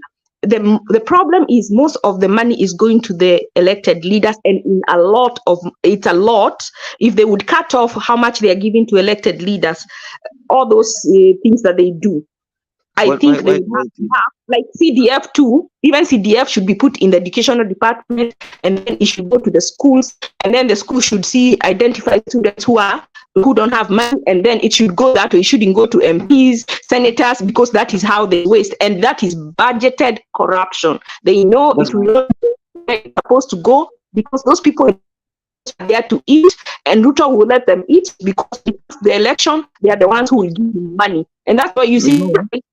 Eldoret, there's so much corruption, people buying land which does not exist, and they will not be taken anywhere because those are the people who are campaigning or funding the campaign of Ruto. That is the problem. You know, politics is one field that if you one day get to that space, there are a lot of things that will change in you that you will not realize you've changed. Number one, let me tell you that thing of members of parliament driving from far and they're getting that fuel allowance of I don't know mileage. That thing I don't know how we're going to sort that out, because those members of parliament are the same people who make laws in parliament. They made that law for themselves, and there's no one who went to court to block them. The same Okiya Omtatah who you said is a member of parliament, why hasn't he gone to court to defend that? So that's when Akwambia Ukiingia into politics, there are things you will defend so that the people will see you as their defender, but deep down you are also eating from someone's pocket. For example, I can tell you, for you to file a suit against the state, the way Okiya Omtatah is doing, there is a lot of backing that he has. Even the lawyers that he's using, you can't just file a suit in a Kenyan law without money. That's one thing I'll tell you. So there's a lot we don't see that we think we know. So that's when Nakwambia politics is a very, very complicated space. Na ifai uiangalie in that way you're looking at it. That's when Nakwambia, for example, we must, if you have to start talking about Ruto not doing this, Ruto not doing that, Ruto not doing this, you first of all must look back and ask yourself, how did we get ourselves into this position we are right now? It's because us as Kenyans made a choice that we will elect our people. Mimi nitachagua Mkikuyu mwenzangu, mimi nitachagua Mkale mwenzangu, hiyo kitu hatutawahi change, na hata tufanye aje. Even American politics iko na pia regions. Unasikia Trump anatoka place fulani akushua na support ya home, so lazima mtu wetu hiyo politics, what they do is different, but what I'm saying now, no place is perfect. Even Omkia may not be perfect, but if Omkia was to oppose a lot of things that are wrong, he would never work. So he chooses battles. But what I'm saying is, we're not looking for an angel. We're just looking for someone who will, for the basic, the very least, uphold the constitution. Let us start from there. And like now, Ruto has a habit since he came into power. Everybody of his that has a corruption case, they are going to remove. Let me tell you, there is a lot of money in Kenya. Like now, when they came, they said the COVID billionaires. When Ruto came into power, I expected them to be arrested. I expected that to be frozen, and we have not heard anything about that. I expected all this money they say that who told just before he left power, and wanasema hatuna shida na yeye, hatutamuuliza kitu, aendelea tu kukula pole pole. So you are giving him permission to stay with the money he stole from us, our taxpayers, but sasa sisi ndio utatufinyilia hizo pesa zimeibiwa, turudishe zilipe hizo loans. Yet you know that it was stolen, and instead of pursuing the thieves, you come and oppress Kenyans by taxing them more, telling them they have to pay for that money with for money that we borrowed and was not put into the good use that is making people live like kings. Yet so it is us who are paying for them. After the housing tax, you want to tax people who are earning 10,000, and then it is not all of them who will get money. Alafu hizo nyumba unaenda kuuzia middle class. So you want to take from the poor and give the rich on the middle class. And that is why I'm saying we need education in Kenya. If personally I had the means to go to every house in Kenya, I tell you, Ruto would lose. And the only people who would support him are beneficiaries and his family. So, in short, before you jump in, let me correct one thing before you jump in. Corruption is a very, very wide topic, and I think we should create a space for that one day, because corruption, personally, I have views that I want to also put to Kenyans so that we realize that this corruption is not the politicians who are corrupt. It's our relatives, it's our sisters and our brothers in those offices that are corrupt. Those are the people who are taking money and benefiting their children and pushing their children to get maybe a TSC barua ya TSC, anasukumia relative wake anapata barua ya nini. Wewe mwenye uko genuine vile Ashley ana sound very genuine, inakuwa ngumu hata wewe mwenyewe fight for that space. So corruption is a very, very wide topic that we can't blame one person for. We can't blame William Ruto that is the reason why this and this is not happening. Currently in Kenya, only 4 million people are paying taxes.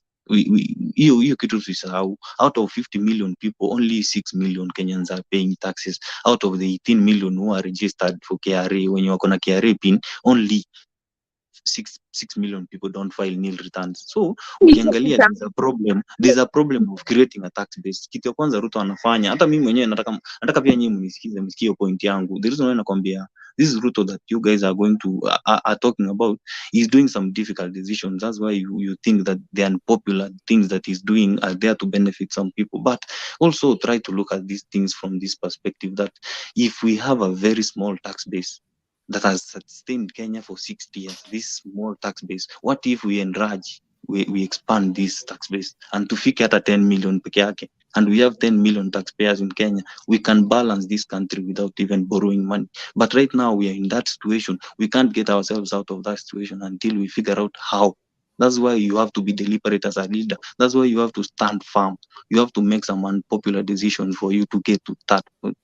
So kitu ya kwanza nakwambia, William Ruto will have to make those difficult decisions for us. Even if you will call him names, this guy will have to make such difficult decisions. We must get people working. We must get people out of the country to bring in dollars and those foreign monies, because Kenya is an importing country. We need to also be an exporting country. We can't export everything that we can. Hatuna minerals. We don't have so many minerals. We only export tea, coffee, and some small things. So unless we figure out a way to export more, so that we also match even Tanzania. Tanzania is 10 times better than us. Steve, there's just maybe a quick one. Vincent, sorry. how do you expand the tax base? Do you expand the tax base by increasing the tax or making business favorable so that many people can be able to operate and file some taxes? So first of all, Maybe that is what people, the problem that people behind. Though I know we are veering off the topic, but you've brought the issue, so maybe you can just briefly tell us how do you expand the tax base? Let me try to answer in a very reasonable way. William Ruto could have loved to create that favorable environment, but number one, he is faced with so many loans coming up to pay, and he had to figure out a way for him to get out of that hole first. And there's nothing he could have done other than also borrowing to try and keep the country afloat. That's why nakwambia watu aliwaambia ndio sitakopa, but akusema sitakopa kabisa. So he's been borrowing to also try to boost the economy. But as much as he's borrowing, he's also asking us Kenyans to play our part of paying taxes. There are people who've never paid tax since independence. Those people, we know them, and they are supposed to pay taxes in billions. He's managed to tap those to those people now. Sahi, I can tell you, uliona the report that came that we managed to raise 1.something trillion tax in a month. I don't know how that happened, but I think that is a good progress. That showed that there are people who don't pay taxes in Kenya.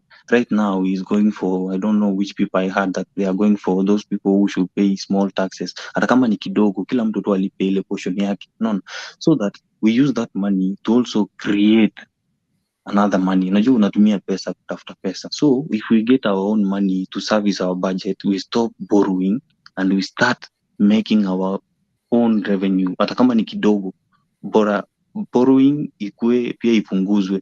At least we can manage that, and then we use that money to create more opportunities, especially kwa hii housing plan yake. I'm sure the reason why the housing plan is unpopular is because the people don't know the end game. No, watu wanaogopa that itakuja kucollapse. That's the problem. Maybe just stop from there. I think when you started, we were looking at that. So I'll give Ashley a minute, then I'll go to Boniface. I'll also give after Ashley, I'll go to Boniface. I'll also give Boniface a minute, maybe to say something. Then we can move on. So Ashley, I'll give you a minute to respond. Then Boniface, then tuendelee vivyo hivyo.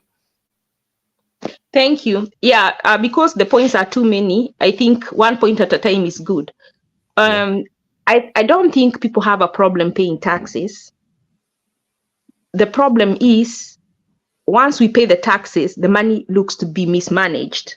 Second, I think if Ruto had come in and said, all the people who have stolen, he's working, like he looks like he's working to get them to return, like to open cases for them, where he's trying to get back the money that was stolen from Kenyans that people know, like the COVID millionaires. And then when he look like he's a safeguarding, a good steward, you're trying to get the money that was stolen.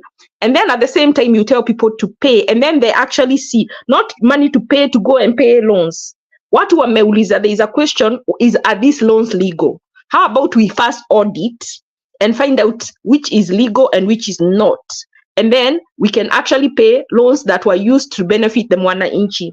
Those loans that were not used to benefit Mwananchi should be paid by the people who stole the loans. And if they took the money without some steps being followed, I think the government should take the money from them without some steps being followed. They go to be guilty before being, anyway, let me not say that. But I think once you give the money, the government should not misuse it. It should do it wisely. And I do support that every person who makes an income should pay tax. But there is also, like in other countries, what they do, they have some people who are not taxed because they make so little. So if you make maybe say under 20,000, you should be tax free.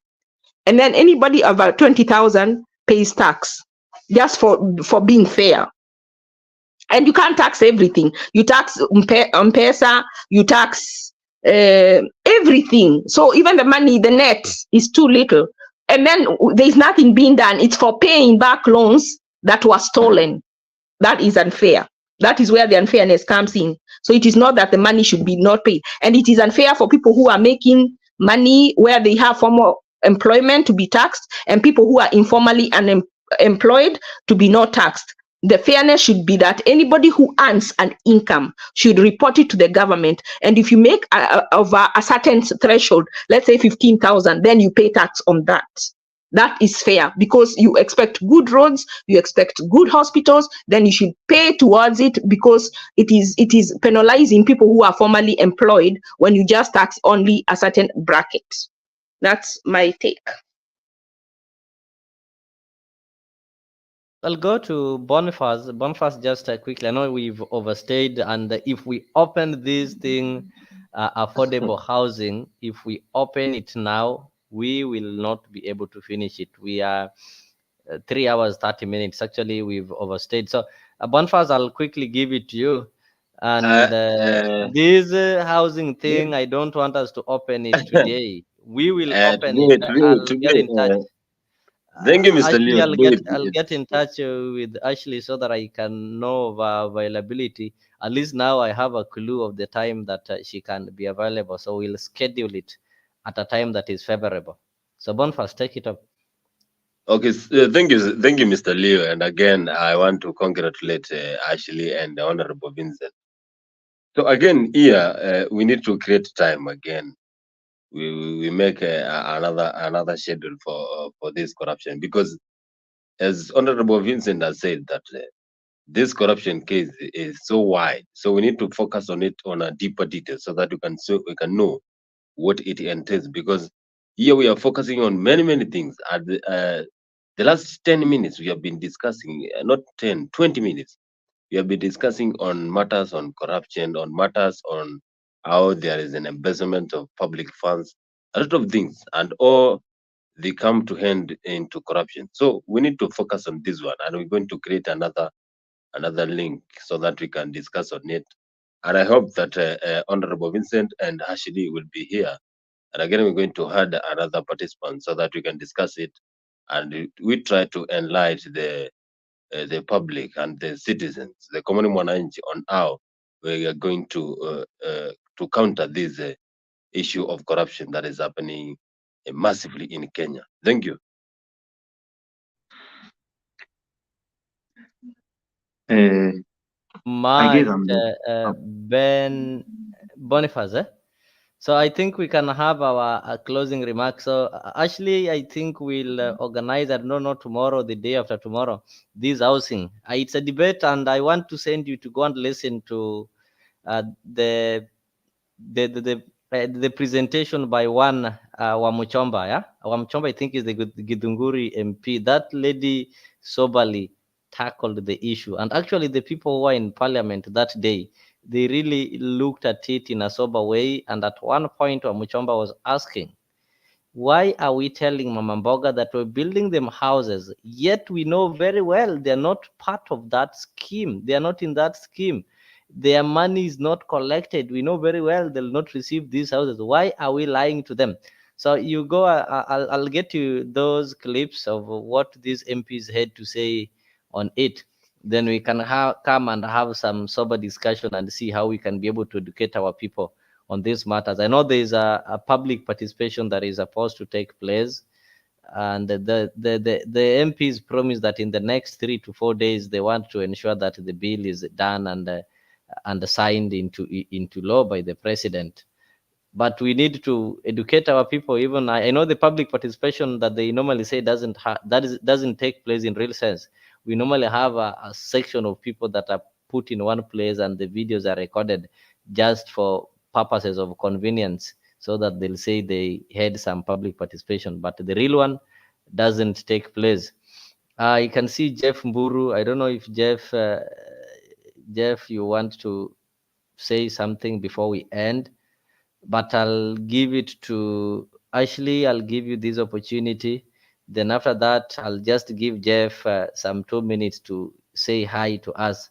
Then we will call it a day, or we'll call it a night. But we'll still be there maybe in 4 or 5 hours from now to continue with some kind of discussions. But for the housing, we want to make a special one. So actually, I'll give it to you, maybe your final comments, and I welcome Jeff to just say hi to us then we'll just conclude it. Thank you so much for giving us the opportunity to air our views. We appreciate. What I would ask this Boniface, when we would like to have a town hall with our elected leaders so that they are not always speaking to us, that we are dialoguing with them, they are telling us what they want to do, and we are asking them questions. And then they are giving us honest answers instead of lying to us, because we are not children and we want integrity from our leaders, especially when they call themselves Christians. They should show the character of Christ in them, because when they call themselves Christians and come and lie, then they are shaming the character of Christ and putting that name and the religion in a negative light to people who are not Christians. So they either call themselves Christian and act accordingly, or stop using that name in vain. So that would be my closing remark. And also, I want to pray that as many Kenyans as possible can start looking at our leaders, not as from their tribe, but what are they doing that is benefiting me as a person? Because if you think about like the Kikuyu, they say, oh, it is give someone else a chance. You've had 3 or 4 presidents, 4, I think, 4 or 3 presidents. But when you look at Kikuyu, they're still drinking water from the river. I feel bad for the Kikuyu people because they are victims, yet they are seen as privileged. All this, if you go to Koinange Street, most prostitutes are Kikuyu.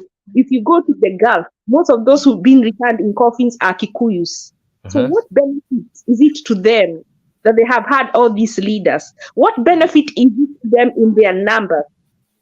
The only benefit is to them is that they are used as capital by their leaders. So why don't we look even for leaders that will go to ulize easy laws hour to MP wetu wanaenda wanaeka parliament? Why don't we choose someone who will promise us that they will go there, they will fight for A, B, and C, and then we elect them based on that, not because they belong to Azimio, but based on that they have promised us that they will go and fight for this, and this. Yeah, that is my closing remark. Thank you so much, Ashley. That was really great. It was a great discussion, and I really appreciate, when people put their brains together just to discuss matters affecting Kenya, and we are not doing it as if we are competing each other, but we are trying to see how we can come up with the solution. These are the kind of discussion that people want, and that is why when you see people tuned into Afrique, they are coming to get connected to African stories. They are coming to get connected to solutions to African problems. And with these kind of discussions, I believe that one of these fine days, we are going to have a Kenyan that everybody will feel proud of, because we are part of this continent, we are part of this country, and we should always endeavor to come up with the solutions rather than some unnecessary argument. So I really liked the discussion that we had today. I can see Suksi is saying that we're ending the show very early. Don't finalize before no, I'm not give finalizing. Honorable some closing remarks. Everybody is going to make. Everybody is making a closing remarks. I'm also giving Jeff an opportunity to say hi. I can also see Nick is also chunguliaring somewhere. Suksi, we've been here for the last 3.5 hours, so maybe you didn't get our timing right, but we will always be starting at 11 p.m. that is East African time. So I hope you enjoyed the few hours or the few minutes that you found us on air, and I would really welcome you to be joining us each and every day, and also to be inviting others so that you don't watch alone. We are here to connect our fellow Africans with African stories and also try to come up with the solutions of what is happening in our continent. So it's really interesting if you can also invite others to join in this kind of conversation. And you can always be participating on the comment section the way you've done. And we also do share the link so that you can be able to join the studio and be part of the panelists and contribute actively. And apart from that, I can tell you that the conversation, maybe we might end this feed, but we can always start another one so that we can continue with the conversation. So feel free to join us anytime. But most important, the only way that you can support this kind of program so that we can be able to reach as many people as possible is by subscribing to the channel and the sharing. Once you subscribe, I'm pretty sure that our presence is going to be expanded and several people are going to know where we are. So Jeff, I'll give you 2 minutes for greetings, then I'll get back to Mheshimiwa or the Honorable Vincent, who really tried to articulate the government position, and I really like the way he put his points without making it appear as if there is a government and opposition.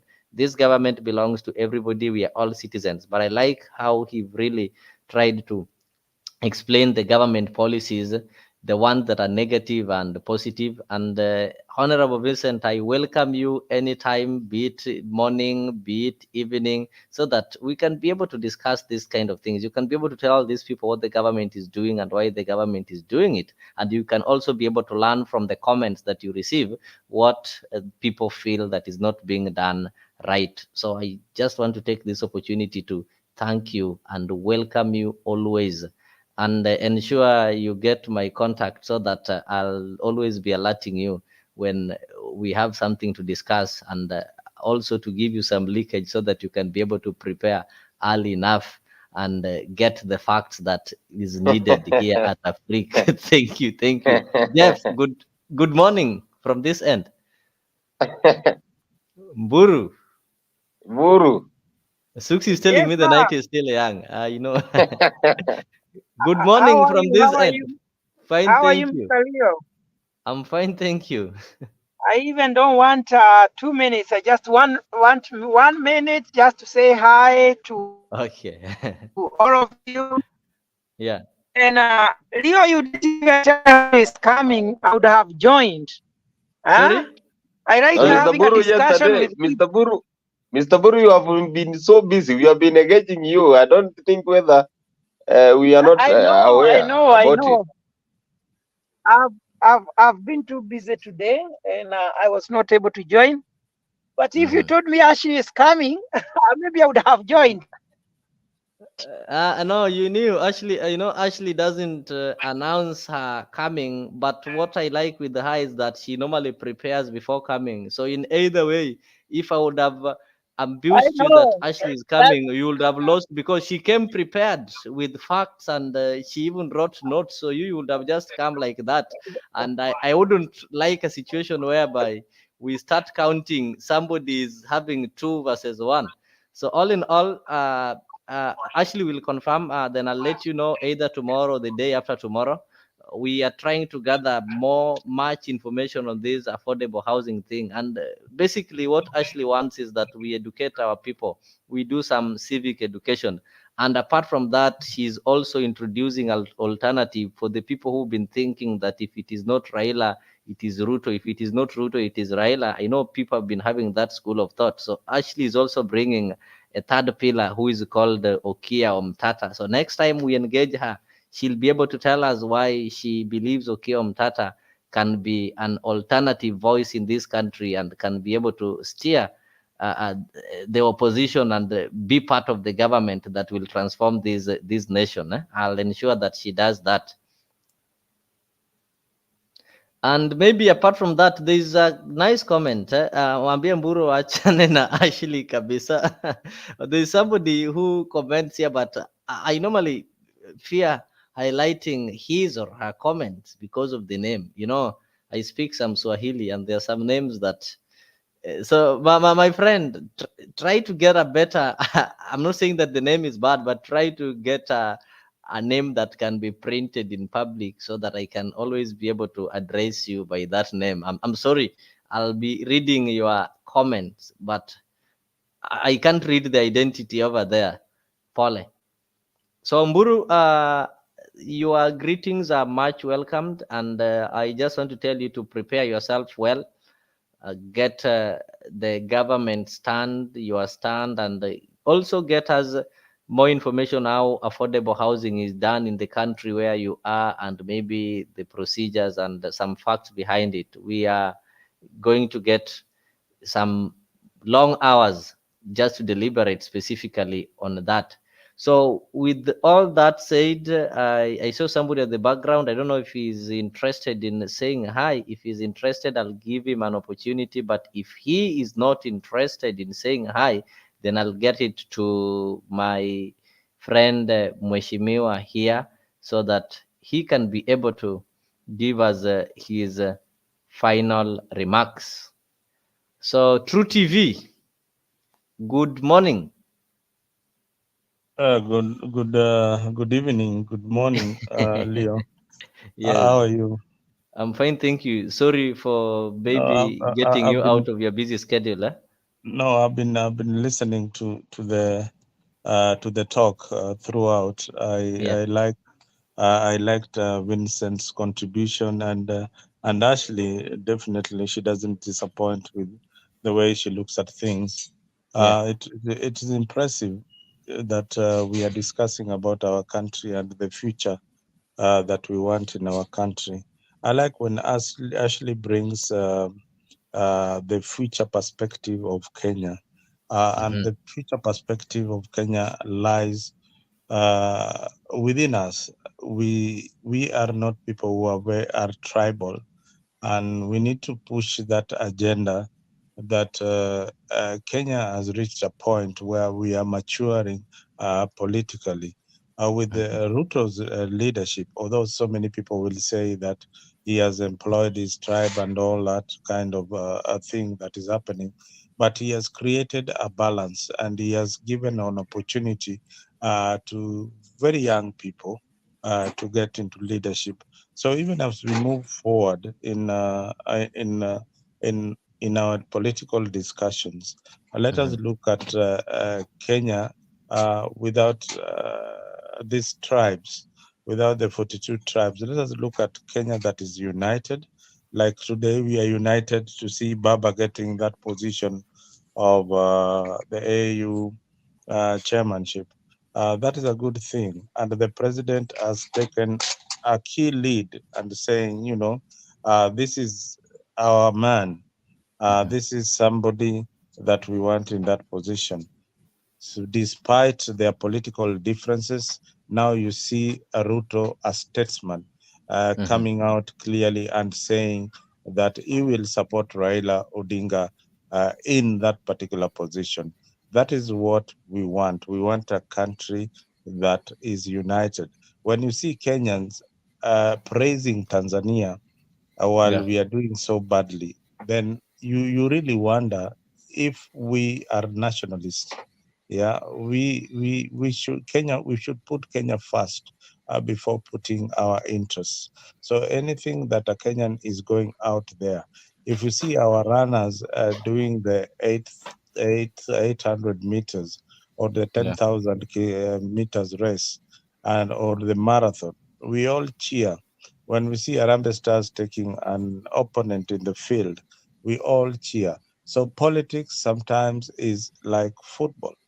Let us cheer our best when we go out of our boundaries. But when we come back, let us shelve our tribal inclinations and think of Kenya first, a united country that we will forge ahead as one people, as one Kenya. That's all I had to say. Thank you so much, and much appreciation for even sparing time to take part and even listen at the background. We really appreciate, and that one also shows the level of patriotism in you.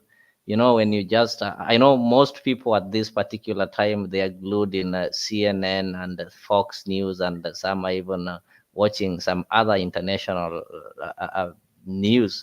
But when you take time to listen to what is happening back in your country, it shows that despite being miles away, but it shows where your heart is and how ready you are to provide solution to the people who are in this country. I know some people who are not in Kenya, they might not be feeling maybe the economic problems that the fellow Kenyans are having here, but you share in their grief because whenever things get tough here, the phone calls will always be made to those in abroad. So they're the ones who share the largest responsibility. So that is why when we come together, irrespective of where we reside, then we can always be able to come up with a solution that will see this great nation rising beyond the ethnic seeds that were grown by maybe our forefathers or the people who lived before us. So it is upon the generation that have realized that the problem is tribalism, that we do something different, that is going to see that the generation that we are raising will not grow with the same character, the same belief that maybe we agree with, but we have to make change. So we start by changing ourselves so that the people that maybe are going to come after us will always have something better in the near future. So I also don't have much from my end to say. I'll give it to my very honorable Vincent here, just to say a word, not a word of prayer, but just say a word. Then we'll be fit to wind it. Yeah. Thank you very much for this opportunity. This is my first time in this platform, and I have really enjoyed. I've really learned a lot, and I hope that the days to come I will be engaging with the people here, and I'll get to know you better, and we will get to share ideas.